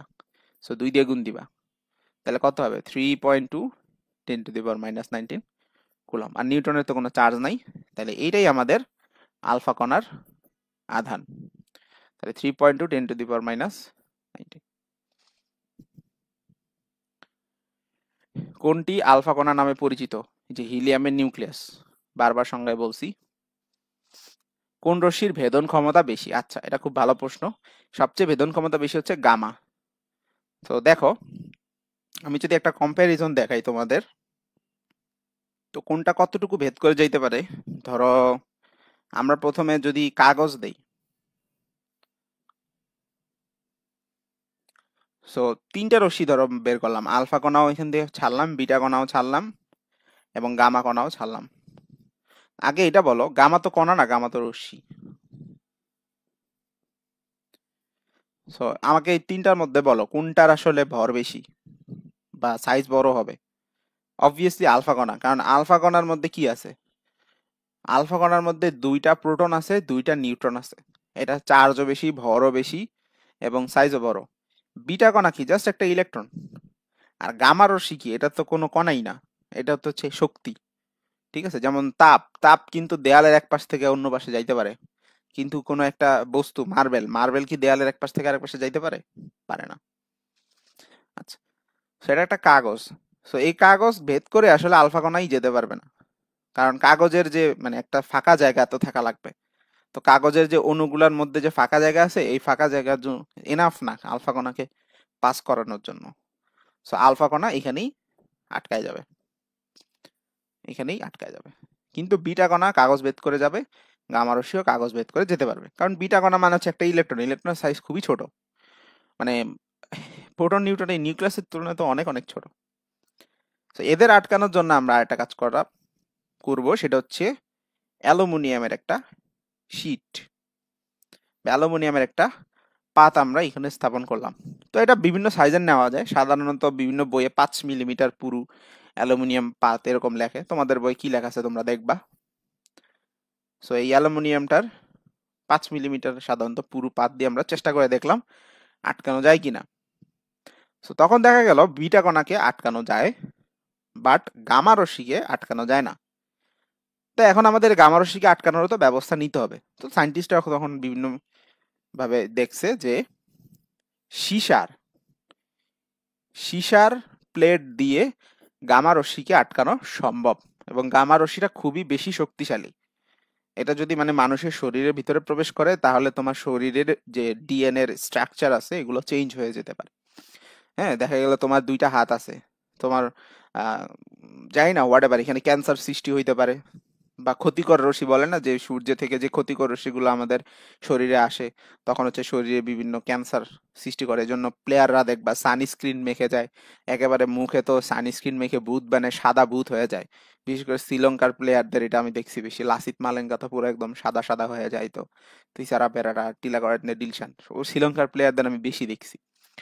দিনের বেলা খেলা হইলে দেখবা বেশি শুধু শ্রীলঙ্কান প্লেয়ার না, সবাই আসলে দেখবা সানস্ক্রিন মেখে সাদা ভূত হয়ে হচ্ছে তারপরে মাঠের ভিতর নামে। তো এটা কেন নামে? যাতে সূর্যের ক্ষতিকর রশ্মি তার শরীরে ত্বকের মধ্যে দিয়ে চলে যাইতে না পারে। তো এর এই যে তোমার গামা রশ্মিও এরকম একটা ক্ষতিকর রশ্মি, অনেক বেশি শক্তি এর মধ্যে থাকে, এটা শরীরের ক্ষতি সাধন করতে পারে। তো এই যে সীসার প্লেট দিয়ে এটাকে আটকানো যাবে, তো প্লেটটা বেশ পুরু নেওয়া লাগে। তো বিভিন্ন জায়গায় সাধারণত 10 সেন্টিমিটার পুরু লেখা। সো তুমি দেখো তোমার বই কি লেখা আছে। সো এই জন্য দেখবা যারা আর কি তোমরা দেখছো কিনা জানি না, বিভিন্ন জায়গায় দেখবা অনেকটা ডাক্তারদের মতো বেশ একটা লেডের স্যুট পরে, সীসার তৈরি স্যুট পরে হচ্ছে কাজ করে, যারা আর কি নিউক্লিয়ার নিয়ে গবেষণা করে। যেমন আহ, রূপপুরে পারমাণবিক বিদ্যুৎ কেন্দ্র আছে, তো দেখবা আর কি রূপপুরে পারমাণবিক বিদ্যুৎ কেন্দ্র এখনো চালু হয় নাই।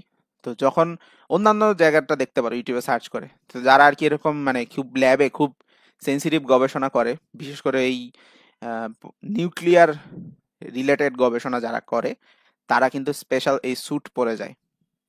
তো এই স্যুট না পরে গেলে তার ক্ষতিকর রেডিয়েশনে তার শরীরের অনেক রকম নানা জটিল জটিল রোগ হওয়ার সম্ভাবনা থাকে। তো যাই হোক, আমাদের যেটুকু জানা দরকার ছিল, কাগজ এর ভিতর দিয়ে বিটা কণা আর গামা কণা বাইরে হয়ে যেতে পারে, আলফা কণা আটকে যায়। তারপরে অ্যালুমিনিয়াম শীটের মাধ্যমে আমরা বিটা রশ্মিকেও আটকাই দিতে পারি। আর গামা রশ্মি আটকানোর জন্য আমাদের সীসার 10 সেন্টিমিটার পুরুত্ব বিশিষ্ট একটা শীট লাগবে। ঠিক আছে, তার মানে এখানে কোনটির ভেদন ক্ষমতা সবচেয়ে বেশি? গামার ক্ষমতা সবচেয়ে বেশি। এটা অনেকে মজা করেও বলে যে গামা মানে খুব শক্তিশালী একজন মানুষ বলতে গামা বোঝায়। তো এমনি মনে রাখতে পারো, গামা রশ্মি অনেক বেশি শক্তিশালী। কোন বলের কারণে তেজস্ক্রিয় নিউক্লিয়াস থেকে বিটা রশ্মি বা ইলেকট্রন বের হয়? সো এটা হচ্ছে দুর্বল নিউক্লিয় বল। এটা রিডিং এর মধ্যে আছে 9 × 10⁻৯ কেজি। এটা কোন কণার ভর? এটা একটা ইলেকট্রনের ভর। ইলেকট্রনের ভর কত? 9.1 10⁻31 কেজি।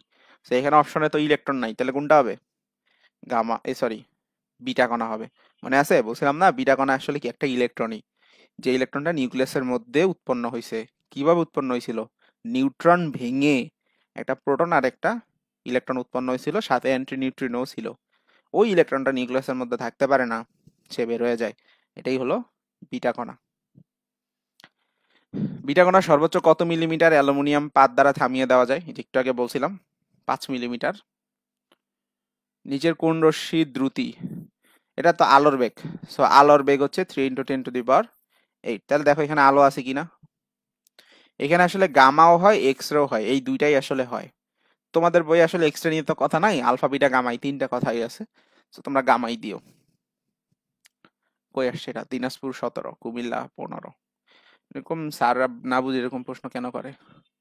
নিচের কোনটি চার্জহীন ভরহীন কণা? তার মানে কোনো চার্জও নাই, ভরও নাই। আলফা কণার কি আছে? দুইটা প্রোটন আছে, দুইটা নিউট্রন আছে। অবশ্যই প্রোটনের চার্জ আছে, ভরও আছে। নিউট্রনের চার্জ নাই কিন্তু ভর আছে। তো সব মিলে আলফা কণার কিন্তু ভরও আছে, চার্জও আছে। বিটা বিটা কণা মানে কি একটা ইলেকট্রন, ইলেকট্রনেরও কিন্তু ভরও আছে, চার্জও আছে, দুইটাই আছে। তাইলে কার নাই? গামার নাই।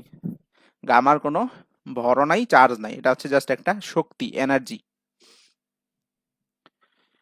বিটা কণার ক্ষেত্রে কি হবে? বিটা কণার রশ্মি ঋণাত্মক আধানযুক্ত। হ্যাঁ, এটা হলো ইলেকট্রন। ইলেকট্রন তো ঋণাত্মক আধানযুক্তই। এর ভর 9 × 10⁻³ কেজি। তার মানে হ্যাঁ ঠিক আছে, ইলেকট্রনের ভর তো এইটাই, তাহলে প্রথমটা ঠিক আছে। এর ভেদন ক্ষমতা আলফার চেয়ে বেশি এবং 0.01 মিটার পুরু অ্যালুমিনিয়াম পাত ভেদ করতে পারে। আলফার চেয়ে ভেদন ক্ষমতা বেশি ঠিক আছে, কিন্তু 0.01 মিটার পুরো অ্যালুমিনিয়াম পাত ভেদ করতে পারবে কিনা? এটা তো 5 মিলিমিটার পুরো অ্যালুমিনিয়াম পাত ভেদ করতে পারে না। তো এটা তো হওয়ার কথা না। এর পথ রেখা সোজা এবং বায়ুতে পাল্লা আছে। না, এর পথ রেখা সোজা না, সো 3 হবে না। তো বাধ্য হয়ে আমাকে 1 ও 2 লাগাইতে হবে। এইখানে মেবি হয়তো 1.01 মিলিমিটার পুরু বলতে চাইছিল। সো 5 মিলিমিটার তো অনেক লম্বা, তো 0.1 মিলিমিটার তো অনেক ছোট হবে। এটা আসলে বোঝাচ্ছে 10 মিলিমিটার। সো 10 মিলিমিটার ভেদ করতে তো পারবে না, 5 মিলিমিটারই ভেদ করতে পারে না, 10 মিলিমিটার কিভাবে ভেদ করবে? এটা তো সম্ভব না। তো এইখানে মনে হয় না হবে কথাটা, তাহলে হচ্ছে 2ও ঠিক হবে। তাহলে 1 ও 2, ঠিক আছে। আচ্ছা, এখানে একটা কথা বলছে, এর পথরেখা সোজা এবং বায়ুতে পাল্লা আছে। এই কথাটার মানে হচ্ছে যে এক জায়গা থেকে যখন আলফা, বিটা এবং গামা কণা নির্গত হয়, তখন দেখা যায় যদি আমাদের এখানে ম্যাগনেটিক ফিল্ড থাকে, ম্যাগনেটিক ফিল্ড মানে চুম্বক ক্ষেত্র যদি অ্যাপ্লাই করা হয়, চুম্বক ক্ষেত্র হচ্ছে চার্জের উপর ইফেক্ট করে। তার মানে আলফা বিটা কণায় তিনটার মধ্যে আলফা কণা চার্জিত এবং সেটা চার্জ পজিটিভ, বিটা কণাও চার্জিত কণা, এটার চার্জ নেগেটিভ, কিন্তু গামা হচ্ছে কোনো চার্জ নাই। সো ম্যাগনেটিক ফিল্ড থাকলে আলফা কণা হচ্ছে একদিকে বাঁকা হয়ে যায়, বিটা কণা আরেক দিকে বাঁকা হয়ে যায়, কিন্তু গামা যেটা আছে সেটা সোজাসুজি বের হয়ে যায়, কারণ গামা তো কোনো চার্জ নাই, এটার উপর চুম্বক ক্ষেত্রের কোনো প্রভাব আসলে থাকে না। সো এই কারণে আসলে যেটা বলা যে এর পথরেখা সোজা হবে, এটা আসলে ভুল। যেহেতু বিটা কণা চার্জ, আলফা এবং বিটা কণা এদের পথরেখা সোজা হয় না, এরা বাঁকা হয়ে যায়। ঠিক আছে, কথাটার মানে কি এটা বোঝানোর চেষ্টা করলাম। আলফা রশ্মির ক্ষেত্রে নিচের কোন বিষয়গুলো লক্ষ্য করা যায়? আলফা রশ্মি ধনাত্মক আধানযুক্ত, হ্যাঁ, এবং জিঙ্ক সালফাইড পর্দায় প্রতিপ্রভা সৃষ্টি করে, হ্যাঁ এটা জিঙ্ক সালফাইড পর্দায় প্রতিপ্রভা সৃষ্টি করে। এর ভর বেশি হয়, বেদন ক্ষমতা বেশি। বেদন ক্ষমতা কম, বেশি কেন হবে? ভর বেশি দেখেই তো সে ভেদ করে যাইতে পারে না, সো 2 হবে না। এর একটি হিলিয়াম নিউক্লিয়াস, এর ভর হচ্ছে হাইড্রোজেন পরমাণুর 4 গুণ। আচ্ছা, আমাদের 2 নাম্বার যেহেতু হবে না, 1 ও 3 শেষ, আর তো চিন্তা করার দরকার নাই।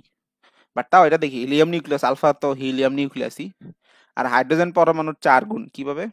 তো হাইড্রোজেনের ভর কত? হাইড্রোজেনের যদি এমনি হিসাব করি 2 গ্রাম। আচ্ছা, এখানে হাইড্রোজেন বলতে H2 বুঝাইলে হবে না আবার। হিলিয়াম না, হিলিয়ামের তো হচ্ছে 4।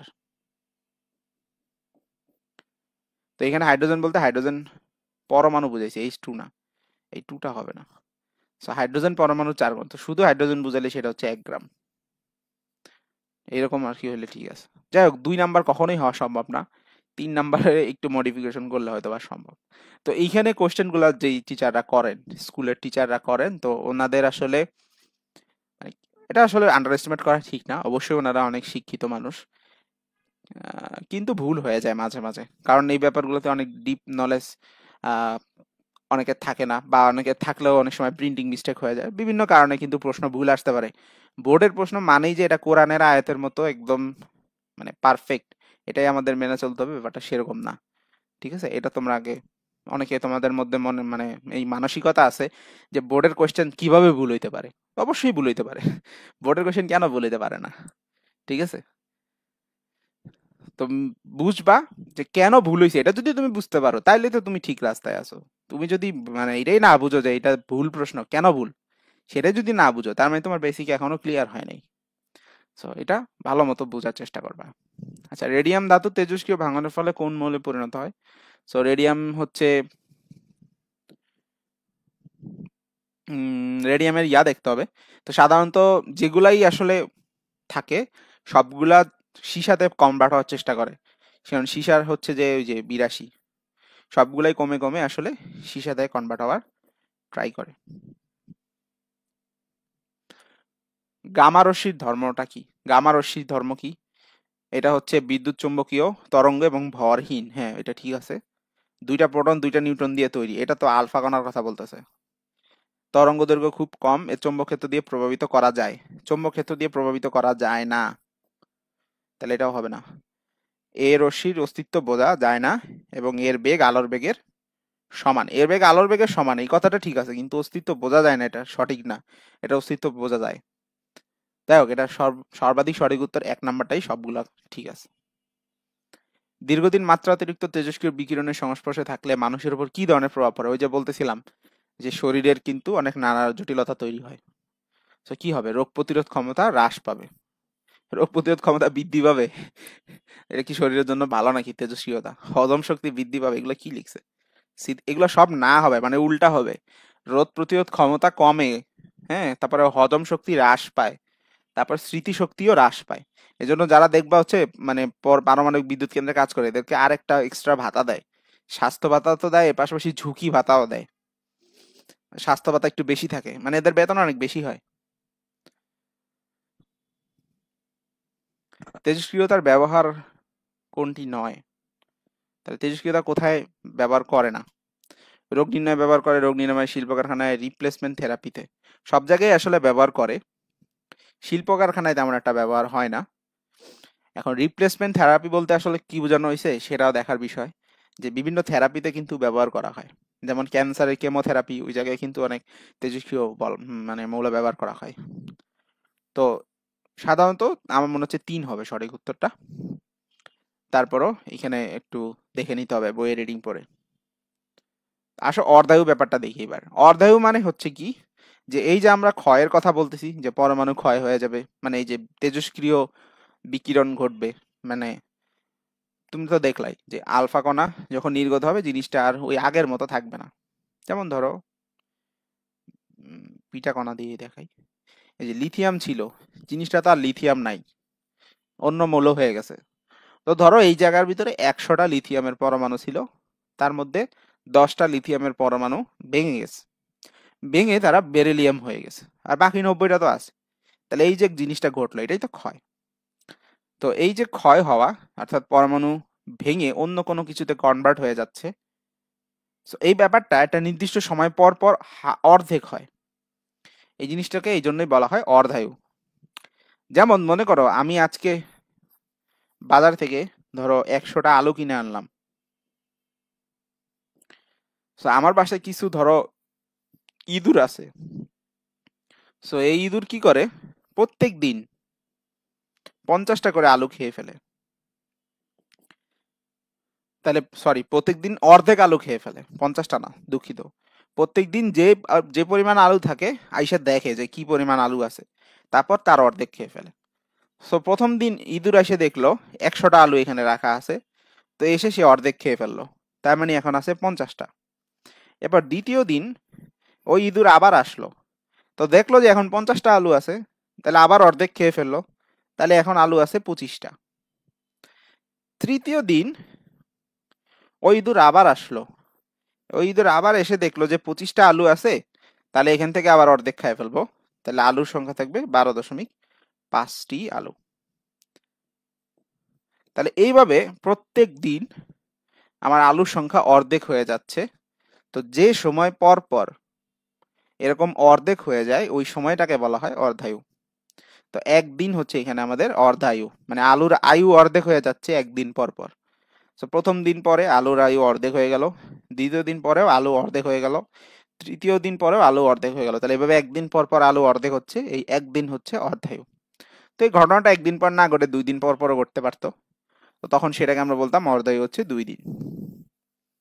তো দেখো এখানে কি বলা, একটি তেজস্ক্রিয় অর্ধায়ু এক্স দিনে উক্ত মৌলের কতটি, এখানে একক, দশক, শতক, হাজার, অযুত, লক্ষ, 1,00,000টি পরমাণু থেকে 12,500টি পরমাণুতে পরিণত হতে কতদিন লাগবে? তাহলে এবার দেখো, শুরু করছিলাম কত দিয়ে, শুরু করছিলাম হচ্ছে 1 লাখ। তারপরে এই যে অর্ধায়ু হচ্ছে এক্স দিন, একদিন বলা নাই কিন্তু, একদিন হইলে একদিন পরে অর্ধেক হবে, 2 দিন অর্ধায়ু হলে 2 দিন পরে অর্ধেক হবে, অর্ধায়ু যদি 10 দিন হয় তার মানে 10 দিন পরে অর্ধেক হবে। সো এক্স দিন আমরা ধরলাম, তার মানে এক্স দিন পর, তাহলে এটা অর্ধেক হয়ে যাবে। 1 লাখ থেকে অর্ধেক হলে কি হয়, 50,000। তারপরে আরো এক্স দিন ওয়েট করলাম, আবার অর্ধেক হয়ে যাবে, সেটা হয়ে গেল 25,000। আবার এক্স দিন ওয়েট করলাম, আবার অর্ধেক হয়ে যাবে, 25,000-এর অর্ধেক হচ্ছে 12,500। তাহলে এই যে 12,500 পর্যন্ত আসতে কয়দিন সময় লাগছে, এক্স দিন এক্স দিন এক্স দিন, তার মানে মোট 3x দিন পরিমাণ সময় লাগছে। তো এক্স এর জায়গায় যদি মনে করো 10 দিন লেখা থাকতো, তাহলে 10 দিন হলে 10 10 10, অর্থাৎ 30 দিন পর জিনিসটা 1 লাখ থেকে 12,500-এ নেমে আসবে। তো এটা হচ্ছে ব্যাপার। কোন তেজস্ক্রিয় পদার্থের যে অর্ধায়ু হচ্ছে 5 বছর, পদার্থটি ক্ষয়প্রাপ্ত হয়ে 1/8 পরিণত হতে কত সময় লাগবে? 1/8 মানে কি, 8 ভাগের 1 ভাগ হয়ে যাবে, তার মানে ছিল 8 হয়েছে 1, তাই না? 1/8 মানে কি, 8 ভাগের 1 ভাগ। তা আমি যদি শুরুতে 8টা দিয়ে শুরু করি, তাহলে কখন হচ্ছে আমার 1 হয়ে যাবে? তো 8 দিয়ে শুরু করলে যদি 1 হয়, এটাকেই তো বলে 8 ভাগের 1 ভাগ হয়ে গেছে। তো দেখো 5 বছর অর্ধায়ু, তার মানে 5 বছর পর কি হবে, 8 থেকে জিনিসটা 4 হবে। আবার 5 বছর ওয়েট করলে 4 থেকে 2 হবে, আবার 5 বছর ওয়েট করলে এই 2 থেকে 1 হবে। তাহলে কয় বছর লাগলো টোটাল? 15 বছর পরে 8 থেকে 1 হয়ে গেল, তার মানে হলো 15 বছর। আচ্ছা, এখানে দেখো এ ও বি দুটি তেজস্ক্রিয় মৌল যাদের অর্ধায়ু 100 বছর ও 200 বছর। তো 400 বছর পরে কি ঘটবে এটা জিজ্ঞেস করছে। তো এ হচ্ছে অর্ধায়ু 100 বছর, আর বি এর অর্ধায়ু হচ্ছে 200 বছর। তো আগে এর হিসাব কিতাব ক্লোজ করি। তো শুরুতে এগুলো প্রশ্ন দেখো, অপশনগুলো সব পার্সেন্টে দেওয়া আছে। সো যেহেতু পার্সেন্টে দেওয়া আছে, তো আমি শুরু 100 দিয়ে করি। শুরুতে 100 ছিল, সো এর ক্ষেত্রে 100 বছর পর কি হবে? 100 বছর পর 100 থেকে এটা 50 হয়ে যাবে। আরো 100 বছর পর কি হবে? 50 থেকে 25 হবে। আরো 100 বছর পর কি হবে? 25 থেকে 12.5 হবে। আরো 100 বছর পরে 12.5 থেকে 12.5 অর্ধেক করলে যেটা হয় 6.25 হবে। তুমি ক্যালকুলেটর দিয়ে ভাগ করে দেখতে পারো, সমস্যা। তার মানে এই যে 400 বছরে এ এর পরিমাণ 6.25 এ এসে দাঁড়ালো, 100 থেকে 6.25। সো এটাকে আমরা বলতে পারি 6.25%। সো এ হচ্ছে 6.25% হবে। তো এই একটাই আছে। তো বি এরটা আসলে আর করার দরকার নেই, হয়ে গেছে। বাট তাও বি এরটা আমি করে দেখাই। বি এর অর্ধায়ু হচ্ছে 200 বছর, তাই তো? সো বি এরটা তো 200 বছর। তো বি এরটা আমরা 100 দিয়ে শুরু করলাম। তাহলে 200 বছর ওয়েট করলে কি ঘটবে? 200 বছর ওয়েট করলে 500 হবে, সরি 100 অর্ধেক মানে 50 হবে। আরো 200 বছর ওয়েট করলাম, হয়ে গেছে 400 বছর কিন্তু শেষ। আমাকে জিজ্ঞেস করছে যে 400 বছর পর কি ঘটবে। তো এই যে 400 বছর হয়ে গেল, তাহলে 50 থেকে এটা 25-এ নেমে আসবে। তাহলে এই যে বি এর জন্য 25% থাকবে। এটাই। আসলে ইলেকট্রনিক্স থেকে আমরা কি কি দেখি? আইসি কত সালে আবিষ্কৃত হয়? এটা বই রিডিং পড়া ছাড়া কোনো অপশন নাই, আমি নিজেও ভুলে গেছি। 1900 সালের দিকেই হবে, 1960-61 দুইটা দিয়ে রাখছে। তো দেখো, এটা বইয়ে যেটা পাবা সেটাই। আইসি কি দিয়ে তৈরি হয়? তো তোমাদের আমি একটু আগে দেখেছিলাম, বেশিরভাগই সিলিকন, সেমিকন্ডাক্টর আর কি। সেমিকন্ডাক্টরের মধ্যে সিলিকনটাই সবচেয়ে বেশি ইউজ হয়, তবে বর্তমানে জার্মেনিয়ামও ইউজ হচ্ছে। এবং তোমাদের আমি আরো অ্যাডভান্স জিনিস জানায় রাখি, বর্তমানে অনেক বেশি গবেষণা চলতেছে দুইটার মিক্স নিয়ে। গ্যালিয়াম আর্সেনাইড, হ্যাঁ, তারপর হচ্ছে সিলিকন কার্বাইড, এইসব জিনিসগুলো। মানে শুধু সিলিকন বা শুধু জার্মেনিয়াম এরকম না, মিক্স জিনিসপত্র নিয়ে হচ্ছে গবেষণা বেশি হচ্ছে, কারণ সেগুলো অনেক বেশি পরিমাণে হচ্ছে পাওয়ার এফিশিয়েন্ট, মানে অল্প খরচ করে, টাকা খরচ করে বেশি পরিমাণ শক্তি পাওয়া যাবে। নিচের কোন সংকেত যেতে যেতে বিবর্ধিত হয়? যেতে যেতে বিবর্ধিত হয়, এটা হচ্ছে ডিজিটাল সিগন্যাল। মানে যেতে যেতে বিবর্ধিত হয় বলতে কি, এখানে আম, যখন পাঠায়, তখন মনে করো যেখান থেকে পাঠাচ্ছে, এটা হলো সেন্ডার যে পাঠাচ্ছে, আর এটা হচ্ছে রিসিভার যে আর কি গ্রহণ করতেছে। তো তারের ভিতর দিয়ে যখন সিগন্যাল পাঠানো হয়, তখন তারের ভিতরে যে ইলেকট্রন টিলেকট্রন এসব কিছু আছে, এগুলার বাধার কারণে সিগন্যালটা আস্তে আস্তে ছোট হয়ে যায়। তো এই জন্য যেটা করা দরকার, অনেক বড় তার না নিয়ে অল্প একটু তার নিয়ে এক জায়গায় পাঠানো দরকার। এরপরে রিপিটার ব্যবহার করে এটাকে অ্যাম্পলিফাই করা হয়, মানে সিগন্যালটাকে আবার বড় করে দেওয়া হয়, এবার আবার তারে করে পাঠানো হয়। এরপরে আবার রিপিটার ব্যবহার করা হয়, আবার অ্যাম্পলিফাই করা হয়, কারণ এই যে তার দিয়ে যাইতে যেতে যতটুকু ক্ষয় হয়ে গেছিল ওটাকে আবার মানে বাড়ায় দেওয়া হয়। তো বেশ দূরে যদি থাকে, তো এরকম অনেকগুলো রিপিটার ব্যবহার করা হয়। আর যদি মোটামুটি কাছে থাকে, তাহলে একটাই ব্যবহার হয়ে যায় সাধারণত। তো সিগন্যাল যেতে যেতে সাধারণত বিবর্ধন হয়। তোমার ডিজিটাল সিগন্যালও করা যায়, অ্যানালগ সিগন্যালও করা যায়, আসলে দুইটাতেই সম্ভব, বুঝছো? শুধু ডিজিটালে সম্ভব ব্যাপারটা এরকম না, দুই অ্যানালগ ডিজিটাল দুইটাতেই আসলে অ্যাম্পলিফাই চাইলে করা সম্ভব হয়। তো ঠিক আছে, তোমাদের বই যেটা দেওয়া তোমরা আপাতত সেটাই পড়ো। বললাম তো জিনিসগুলো তোমরা আরো মানে ভালো বুঝবা যত বড় হবা। ঠিক আছে, আমি যেই জিনিসগুলো আর কি এখন জানি, এখন সেগুলো যদি সব তোমাদের বলতে যাই, তোমার মাথা উলায় যাবে, মনে হবে যেন মাথা খুলে পাশে রাইখা দিই। ঠিক আছে, তো এটা তো এখন দরকার নাই। আপাতত বইটা রিডিং দাও, এতটুকুই তোমাদের জন্য, এই লেভেলের জন্য যথেষ্ট। আরো বিস্তারিত কেউ জানতে চাইলে আমার কাছে রিচ করতে পারো, আমি তোমাদের অনেক রিসোর্স দিতে পারবো। যদি তোমাদের অনেকের আগ্রহ থাকে জানা যে ভাই এই জিনিসটা কেমন কাজ করে, আরো ডিটেলস আমি জানতে চাই, জানার জন্য পড়তে চাই, তাহলে হচ্ছে আমার সাথে যোগাযোগ করতে পারো, আমি তোমাদের হেল্প করবো ইনশাল্লাহ। বাট পরীক্ষার জন্য কি লাগবে আপাতত সেতটুকুই থাকি। ডিজিট শব্দের অর্থ কি? ডিজিট শব্দের অর্থ হচ্ছে সংখ্যা, সেখান থেকে আর কি ডিজিটাল। ইলেকট্রনিক সার্কিট মানে এটা সংখ্যা, আচ্ছা ইলেকট্রনিক সার্কিট, আমি বলছি ইন্টিগ্রেটেড সার্কিট লেখা যায়। ইলেকট্রনিক সার্কিটে ট্রানজিস্টর কেন ব্যবহার করা হয়? ট্রানজিস্টর দেখাইছিলাম না, এই যে পিএনপি বা এনপিএন। তো এগুলা সাধারণত কি কাজে ব্যবহার করা হয়? সাধারণত এটা ব্যবহার করা হয় বিবর্ধক হিসাবে, তারপরে ব্যবহার করা হয় রেকটিফায়ার হিসাবেও কখনো কখনো ইউজ করে, বাট রেকটিফায়ার স্পেশালি ডায়োড ব্যবহার করা হয়। রেকটিফায়ার হিসেবে ডায়োডকে সাধারণত ব্যবহার করা হয়, তবে ট্রানজিস্টর দিয়েও রেকটিফাই করা যায়, বাট ওই যে বইয়ের ব্যাপার আছে। আর সংগ্রাহক হিসেবে ব্যবহার করতে পারো, তাহলে 1 ও 3 হয়তো বা তোমাদের জন্য প্রযোজ্য। ডিজিটাল সংকেত কি? ডিজিটাল সংকেত হচ্ছে ওই যে 1 আর 0, সো বাইনারি। অডিও ভিডিও এগুলা অ্যানালগ সিগন্যাল, নির্দিষ্ট মান ওই যে 1 আর 0, 2 ও 3 হবে, 2 ও 3 হবে। আচ্ছা, এই অডিও ভিডিও যেগুলো আর কি, এগুলা অ্যানালগ থেকে চাইলে ডিজিটালে কনভার্ট করা যায়, এটারও কিন্তু প্রসেস আছে বিভিন্ন রকম। অ্যানালগ সংকেত ব্যবহারের ফলে কি হয়? নয়েজ বাড়ে, সংকেত বিবর্ধিত হয়, সংকেত হারিয়ে যাওয়ার সম্ভাবনা থাকে। এটাও আছে, সংকেত বিবর্ধিত হয় না, বিবর্ধিত হয় না, বিবর্ধিত করে নিতে হয়। আসলে বিবর্ধিত হয় না, এটা আসলে করে নিতে হয়, নয়েজ বাড়ে। হ্যাঁ, 1 ও 3 আসলে ঠিক আছে। কতটি ভ্যাকুয়াম টিউব ব্যবহার করে ENIAC নামের প্রথম কম্পিউটার তৈরি করা হয়? সেটা 1800, এটা রিডিং এর মধ্যে দেওয়া আছে। ENIAC হচ্ছে পৃথিবীর সর্বপ্রথম কম্পিউটার, যেটা প্রায় 2 তলা না যেন 3 তলার সমান সাইজে ছিল। আর এখন কম্পিউটার তো আমাদের হাতে হাতে হাতে নিয়ে আমরা ঘুরতে পারি, ল্যাপটপ। সংকেতটা কি? এটা ডিজিটাল সিগন্যাল, এই যে এখানে 1 আর 0, এই যে প্রথমে পাওয়া গেছে 0, তারপরে পাওয়া গেছে 1, তারপরে 0, তারপরে 1, তারপরে এটা 0, এটা 1, এটা 0, এটা 1, এটা 0। এটা অ্যানালগ সিগন্যাল, এটা ডিজিটাল সিগন্যাল, কম্পিউটারে প্রক্রিয়াকরণও লিখতে পারো, অসুবিধা নেই। পিএনপি ট্রানজিস্টরে এনটা কি? এই যে মাঝখানে, মাঝখানেটাকে কি বলে? পিট বা ইংরেজিতে বেইস।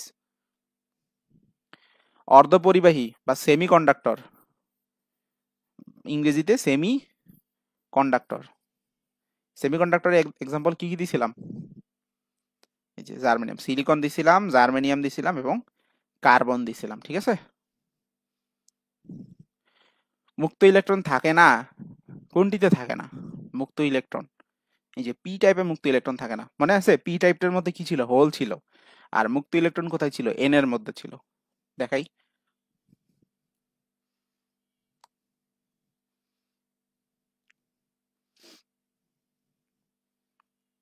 আমি তোমাদের আসলে অনেক বেশি সংক্ষিপ্ত করে পড়াইছি। এই জিনিস আমাদের আসলে 6 মাস ধরে পড়াই ইলেকট্রিক্যালে, তো সেখানে অনেক ক্যালকুলেশন থাকে, বাট বেসিকই আসলে অনেক বেশি। But পরীক্ষার জন্য যতটুকু দরকার ততটুকুই দেখা দিচ্ছে। এই যে এগুলো হচ্ছে হোল, পি টাইপে কিন্তু হোল ছিল, কোনো ইলেকট্রন ছিল না, মানে মুক্ত ইলেকট্রন ছিল না। ইলেকট্রন তো থাকবে, ওই যে বন্ধন করে ফেলছে, সমযোজী বন্ধনে আছে, বাট ওইগুলা না। ইলেকট্রন, মুক্ত ইলেকট্রন থাকে কিনা, যে মুক্ত ইলেকট্রন থাকে কোথায়? যে এক্সট্রা ইলেকট্রন এরকম থাকে কোথায়?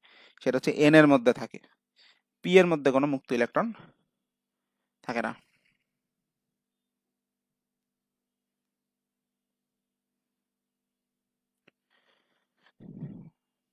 পি টাইপ কিভাবে তৈরি হয় বলো? পি টাইপের মধ্যে কি থাকবে? এই যে সিলিকনের সাথে বোরন যোগে, 3 যোজি যেগুলো আর কি, বোরন, বোরন যোগ করা যায়, অথবা অ্যালুমিনিয়াম যোগ করা যায়, অথবা গ্যালিয়াম যোগ করা যায়। তারপরে দেখো, এই যে সিলিকনের সাথে ফসফরাস যোগ করলে কি হবে? এটা হবে এন টাইপ। ফসফরাসের গ্রুপে কি ছিল? ফসফরাস, আর্সেনিক, তারপর হচ্ছে অ্যান্টিমনি, এই তো এগুলাই। জার্মেনিয়ার সাথে অ্যান্টিমনি যোগে এটাও কি? N type.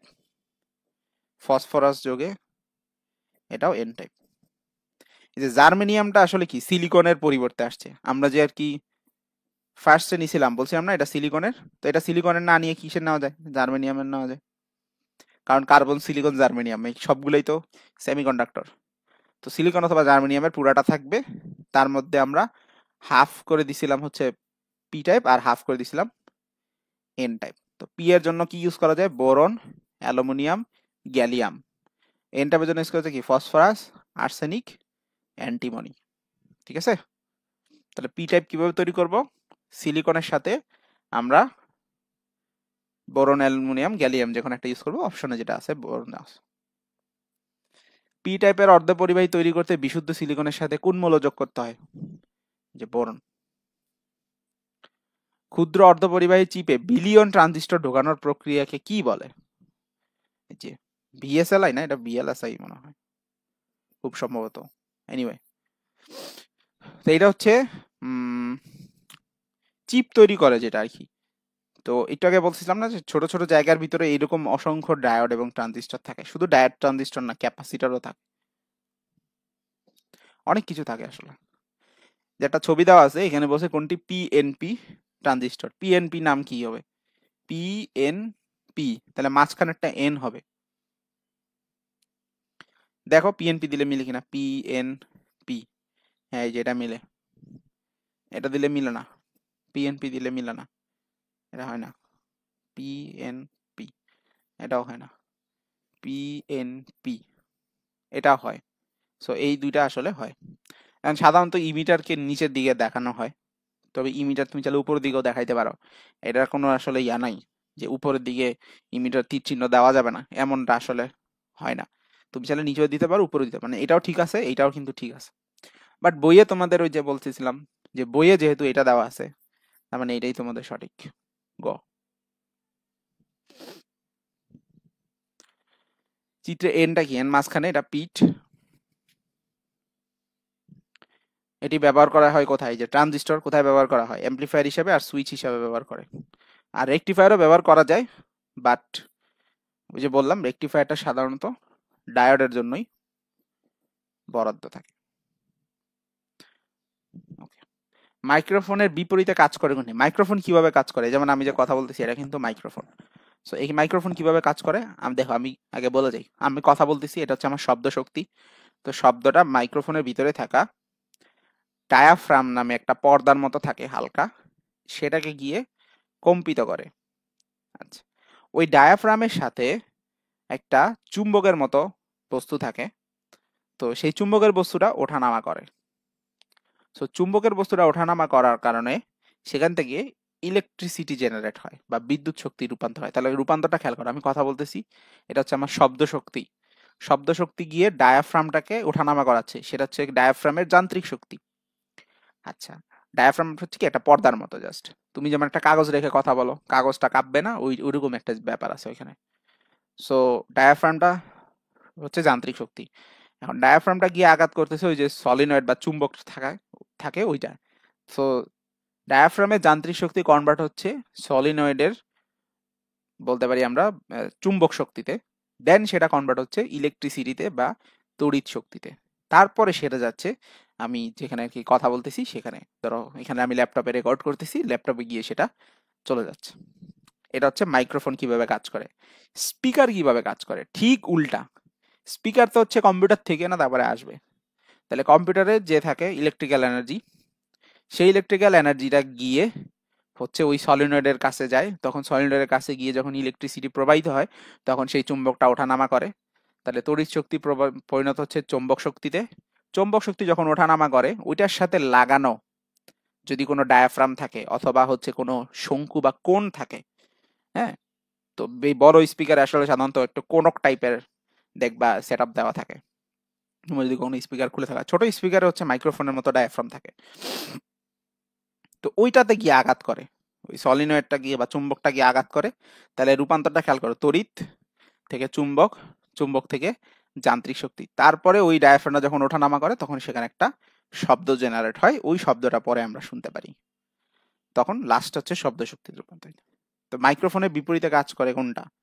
মাইক্রোফোনের বিপরীতে কাজ করে হচ্ছে স্পিকার। স্পিকার তৈরিতে কোনটি ব্যবহার হয় না? সবই লাগে, ডায়াফ্রামটা সাধারণত হয় না। ওই যে কখনো কখনো হয়, কখনো কখনো হয় না।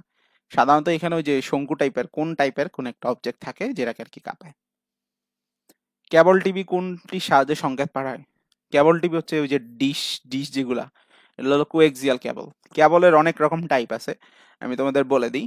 যে অনেকের বাসায় অপটিক্যাল ফাইবারের কানেকশন থাকে, অনেকের বাসায় ডিশের কানেকশন থাকে। সো ডিশেরটা যেটা দেখবা ওটা বেশিরভাগই হচ্ছে কোএক্সিয়াল কেবল থাকে। আর নেটের লাইন বেশিরভাগ জায়গায় অপটিক্যাল ফাইবার হয়ে গেছে এখন, তো সেগুলা হচ্ছে আলো পাঠায়, ওইটার মধ্যে দিয়ে আসলে আলোর মাধ্যমে হচ্ছে তোমার ওয়াইফাইটা আসে। ওয়াইফাই তো আসে না, মানে ইন্টারনেটটা আসে আর কি। আর কোএক্সিয়াল কেবল হচ্ছে আগে ইন্টারনেটের লাইনগুলোই আগে আবার কোএক্সিয়াল ওই ডিশের লাইন দিয়েই সাধারণত দেওয়া হইতো, বাট এখন জিনিসগুলা অপটিক্যাল ফাইবারে চলে যাচ্ছে। অপটিক্যাল ফাইবারে কেন চলে যাচ্ছে? অপটিক্যাল ফাইবার অনেক ফাস্ট কম্পেয়ার টু ওই কোএক্সিয়াল। রঙিন টিভিতে কি কি বর্ণের ইলেকট্রিক গান থাকে এগুলো রিডিং এর মধ্যে আছে, আসমানি, সবুজ, লাল। নিরাপদে থাকার জন্য স্ক্রিন থেকে কত দূরে থাকা উচিত? সেটা হচ্ছে 20 থেকে 24 ইঞ্চি, মানে মোটামুটি 2 ফুট বা 3 ফুট দূরে থাকা উচিত। ইঞ্চি হবে। বিভিন্ন নেটওয়ার্কের নিজেদের মধ্যে যে নেটওয়ার্ক সংযোগ সৃষ্টি করে তাকে কি বলে? ইন্টারনেট। বেতার তরঙ্গকে শূন্যে প্রেরণ করার ক্ষেত্রে এই তরঙ্গকে বিবর্ধিত করার জন্য কোন যন্ত্র ব্যবহার করা হয়? তরঙ্গকে বিবর্ধিত করার জন্য কি ব্যবহার করা হয়? ট্রানজিস্টর বা অ্যাম্প্লিফায়ার। ট্রানজিস্টর বা অ্যাম্প্লিফায়ার। ট্রানজিস্টরকে অ্যাম্প্লিফায়ার হিসেবে ইউজ করা হয় আর কি। মাইক্রোফোনে কোন রূপান্তর হয়, যে একটু আগে বলতেছিলাম যে আমরা কথা বলতেছি সেটা আসলে তড়িৎ শক্তিতে রূপান্তরিত হয়, মানে ফাইনাল স্টার্ট হয়তো শব্দ শক্তি দিয়ে, লাস্টে গিয়ে হচ্ছে তড়িৎ শক্তিতে রূপান্তরিত হয়। মাঝখানে কিন্তু অনেকগুলো স্টেপ বলছি। স্বাস্থ্য ঝুঁকি কমাতে কম্পিউটার স্ক্রিন থেকে কত দূরে, যে বলছিলাম না কত ফুটের মতো, প্রায় 2-3 ফুটের মতো, যে 50 থেকে 60 সেন্টিমিটার। ওকে, তো মোটামুটি এই হলো আমাদের এমসিকিউ। তো এই কয়েকটা এমসিকিউ আমি পড়াই দিলাম, এবং আমি রিকোয়েস্ট করব তোমরা খুব ভালো মতো বইটা একটু রিডিং পড়ো।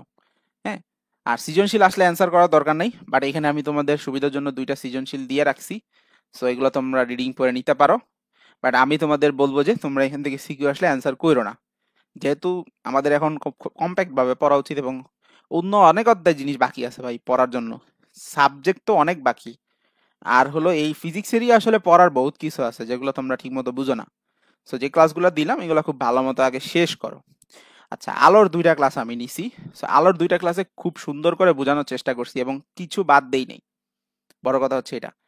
তো তোমরা যদি খুব সুন্দর করে জিনিসটা নোট করো এবং যে প্রশ্নগুলো করাইছি এগুলো যদি বুঝে বুঝে করো, ভাই আলো থেকে আসলে শিওর তুমি অ্যান্সার করতে পারবা। আর হলো গিয়ে এই অধ্যায় তোমার ধরারই দরকার নাই সিকিউ এর জন্য, এমসিকিউ এর জন্য জাস্ট একবার বইটা রিডিং পড়ে যাও, আর টেস্ট পেপার থেকে বিভিন্ন প্রবলেম সলভ করো। আমি তো বেশ কিছু প্রবলেম সলভ করাই দিলাম, তোমরা তোমাদের মতো করে করতে পারো। আর সিকিউ আসলে এখান থেকে দেওয়ার দরকার নাই, তবে জাস্ট একবার রিডিং পড়ে যাইতে পারো সেফটির জন্য, বাট আমি বলবো সেটাও টাইম ওয়েস্ট, এগুলো দরকার নেই তোমাদের পড়ার। বাট আমি তোমাদের জন্য দিয়ে রাখি। আবারও বলতেছি, একাডেমিক ক্লাস হইলে সময় থাকলে তোমাদের আমি অবশ্যই পড়াই দিতাম, কিন্তু তোমাদের হাতে এখন সময় নেই। আমার সময় আছে হয়তো বা তোমাদের পড়ানোর জন্য, কিন্তু তোমাদের হাতে কিন্তু খুব বেশি সময় নাই, তাই এটা এখন দেখার দরকার নাই। তারপর আমি যে স্যাম্পল হিসেবে দিয়ে রাখছি, যাদের ইচ্ছা দেখে নিতে পারবা তোমরা। ওকে, তো এখানেই আমরা আপাতত আজকের ক্লাসটা শেষ করব। সো খুব সম্ভবত এটাই হচ্ছে তোমাদের সাথে আমার এফআরপিবির লাস্ট ক্লাস। হ্যাঁ, খুব সম্ভবত এটাই তোমাদের সাথে আমার এফআরপিবির লাস্ট ক্লাস। তো অনেক পরে এসে তোমাদের সাথে হচ্ছে আমার দেখা হয়েছে। ইনশাল্লাহ আগে থেকে যদি শুরু করতে পারতাম আরো বেশ কিছু অধ্যায় খুব ভালোভাবে হয়তো তোমাদের সাথে শেষ করতে পারতাম। শেষে এসে অনেক অল্প সময়ের মধ্যে বেশ কিছু জিনিস পড়ানো লাগছে, এই জন্য ক্লাসের কন্টেন্ট অনেক কিছু হচ্ছে আমার কম্প্যাক্ট করে নেওয়া লাগছে। এতে অনেকের সুবিধাও হয়েছে, অনেকের আবার অসুবিধাও হয়। এখন তুমি মনে করো আসলে স্টুডেন্ট এক একজন এক এক রকম, যারা আর কি একটু পড়ুয়া, অনেক বেশি পড়তে পছন্দ করে, তাদের ব্যাপারটাও মাথায় রাখা লাগে। আহ, আসলে এটাই হওয়া উচিত, কারণ তুমি কেন বাদ দিয়ে পড়বা? তুমি কি ইন্টারমিডিয়েটে উঠবা না? তোমার মনে কি বিভিন্ন ভার্সিটিতে পড়ার স্বপ্ন জাগে না? এই যে আমার মতো কি বিভিন্ন জায়গায় চান্স পাওয়ার স্বপ্ন তোমাদের মধ্যে কি নাই? এই জিনিসগুলা ক্র্যাক করতে হইলে ভাই খুব ঝাপসা ঝাপসা পড়ে আসলে কখনোই সম্ভব না। কিন্তু শেষ মুহূর্তে এসে আমরা আবার অত বিস্তারিত পড়ার সময়ও পাই না। সো উভয় সংকটে আমরা আসলে পড়ে যাই, যাদের আসলে বিভিন্ন নানা কারণে শুরুর দিকে পড়ার সময় হয় নাই, কিন্তু শেষে এসে একটা কামব্যাক দিতে চাচ্ছি, আবার বিস্তারিতও পড়তে চাচ্ছি কিন্তু সময়ও বেশি নাই। সবকিছু মাথায় রেখে আসলে ক্লাসটা ডিজাইন করা। এই জন্য দেখা যায় অনেক সময় আগে বেশ কিছু অনেক থিওরি আলোচনা করে আমি যদি তারপরে এমসিকিউ সিকিউ সলভ করতে যাইতাম, ক্লাস আমার মিনিমাম অ্যাটলিস্ট আমি যেই স্টাইলে আসলে পড়াই অ্যাটলিস্ট 10 ঘন্টা লাগতো একটা চ্যাপ্টার শেষ করতে। তারপরেও খুবই কম্প্যাক্ট ভাবে যেগুলো আর কি মিল আছে, যেমন মনে করো থিওরিতেও ম্যাথ বইয়ে আছে, আবার সিকিউতেও আছে। এই জিনিসগুলাকে আমি আসলে কম্বাইন করে শুধু সিকিউগুলো সলভ করাই দিছি, যাতে করে তোমার বেসিকটাও ক্লিয়ার হয়ে যায়, আবার সিকিউ সলভের টেস্টও তুমি পাওয়া যাও। আবার নিজের মতো করে তো তুমি প্র্যাকটিস করবাই।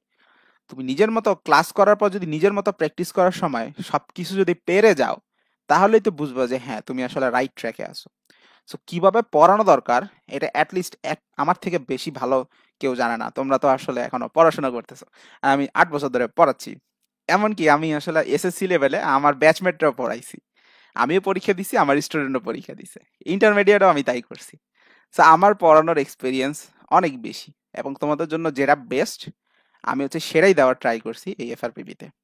তো ইনশাল্লাহ দোয়া থাকলো তোমাদের জন্য, তোমাদের রেজাল্ট যেন খুব ভালো হয়, এবং ভাইয়া যেভাবে যেভাবে যে জিনিসগুলো পড়াই দিছি সেগুলো বারবার রিভিশন দিবা এবং নিজে খাতায় লিখবা।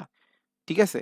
ক্লাস কখনো মুভি বা সিরিজের মতো না যে তুমি দেখে গেলা, ওকে এন্টারটেইনড হইলা, মজা পাইলা, দ্যাটস ইট। না, ক্লাস ক্লাসই। ক্লাস যখন করবা, তুমি স্কুলে থাকলে বা তোমার বাসায় যদি প্রাইভেট টিচার তোমার সামনে থাকতো, তুমি কি করতা? শুয়ে শুয়ে ক্লাস করতা? অবশ্যই না। তুমি সুন্দর মতো চেয়ার টেবিলে বসে পরিপাটি হয়ে প্রস্তুতি নিয়ে ক্লাস যেমন করো, এই ক্লাসগুলো ঠিক সেভাবেই করবা। খাতায় লিখবা, সুন্দর করে নোট করবা। আমি সূত্রগুলোর চেষ্টা করছি সবার আগে সব কিছু দিয়ে রাখতে, তো ওগুলোই তুমি দেখে দেখে লেখো। পরীক্ষার হলে যেন সূত্র ভুল না যায় সেই ব্যবস্থাও তো তোমাকে নিতে হবে। পরীক্ষার আগের দিন রিভাইজ দেওয়ার জন্য ওই নোটগুলোই অনেক অনেক বেশি হেল্প করবে, এটা মাথায় রেখো। সো যারা ক্লাসগুলো রেগুলার করছো তাদের তো আসলে প্রস্তুতি খুব ভালো হয়েছে আশা করি। যারা এখনো করো নাই তাদের হচ্ছে পরামর্শ থাকবে খুব দ্রুত শেষ করে ফেলো, এবং যে প্রসেসে বললাম এই প্রসেসে ক্লাসগুলো করো। ক্লাস করার সময় ছোট ছোট নোট নাও, সিকিউ এমসিকিউ সব তো লেখা লাগবে না, অ্যাটলিস্ট সূত্রগুলো লিখে রাখো, পরবর্তীতে রিভিশন দিতে তোমাদের অনেক হেল্প করবে। তো ভাইয়া নিজের দিক থেকে যতটুকু পরামর্শ দেওয়ার দিছি, আরো অনেক কথাবার্তা আসলে বলা যাবে ইনশাল্লাহ ভবিষ্যতে। ইন্টারমিডিয়েটে হয়তো তোমাদের সাথে আমার আবার দেখা হবে ইনশাল্লাহ। তো আমি ফিজিক্স, ম্যাথ এগুলার ক্লাস নেওয়ার চেষ্টা করবো তোমাদের। তো ততদিন পর্যন্ত দেখা হওয়ার আগে সবাই ভালো থাকো, সুস্থ থাকো। আসসালামু আলাইকুম। সো তোমরা তো হচ্ছে আমাদের এফআরপিপি 25 কোর্সের ক্লাসগুলো করতেছো, ওগুলো আমরা ফ্রি করে দিয়েছি। এইবার তোমাদের যদি ওই ক্লাসগুলো করলে তোমাদের কিন্তু হিউজ লেভেলের প্রিপারেশন হয়ে যেতেছে, তোমরা ভালো করে বুঝতেছো, পরীক্ষার হলে গেলেও ওই আউটপুটটা পাবা। বাট তোমার যদি মনে হয় মানে তোমার মনে হয় বলতে কি, আমরা বলি আমাদের বেসিক টু প্রো কোর্স নামে আর একটা সিরিজ আছে, সবাই জানো ওইটা হচ্ছে একদম বেসিক থেকে, লাইক যেটা তোমাদের জন্য মেইনলি দরকার যেহেতু তোমরা এখন নতুন ক্লাস 9-এ ক্লাস 10-এ উঠছো। তো এসে 26-27 বেস তোমরা। So basic to pro course মানে হচ্ছে এখানে আমরা ফার্স্টে ফুল বেসিক মানে ফুল বেসিকটা পড়ানো হবে, একদম একটা চ্যাপ্টারে যাবতীয় যা আছে। মনে করো তুমি ক্লাস মানে 9-এ উঠছো, কোনো কিছুই জানো না, ওই টাইপ থেকে শুরু করে basic, short question, CQ, MCQ, এটা হচ্ছে ডিরেক্ট মানে এটা তোমাদের জন্য এসে 26-27 ব্যাচের জন্য এই কোর্সটা, ঠিক আছে? তো এখানে basic, short question, CQ, MCQ সবই হচ্ছে ডিটেলসে পাবা। তুমি মনে করো এফআরবিপি 25 কোর্সের এই গতি চ্যাপ্টার পড়তেছো, এটা 3 ঘন্টার একটা ক্লাস, বাট এই কোর্সটাতে গতি চ্যাপ্টার টাইম পড়াইছে মনে করো 7 থেকে 8 ঘন্টায়। তার মানে বুঝতেছো এখানে কি কি খাবার হয়েছে, কত ম্যাথ প্র্যাকটিস হয়েছে, বেসিক যা যা আছে সব কমপ্লিট হইতেছে, ঠিক আছে? সেইমভাবে কেমিস্ট্রিও, এরপরে হচ্ছে আমাদের বায়োলজিও আছে, তারপরে হচ্ছে আমাদের ম্যাথ, হায়ার ম্যাথ আছে, তারপরে হচ্ছে আমাদের ইংলিশ আছে। সো তোমাদের যতটুকু নিড এই সবগুলা কোর্সই আমাদের আছে।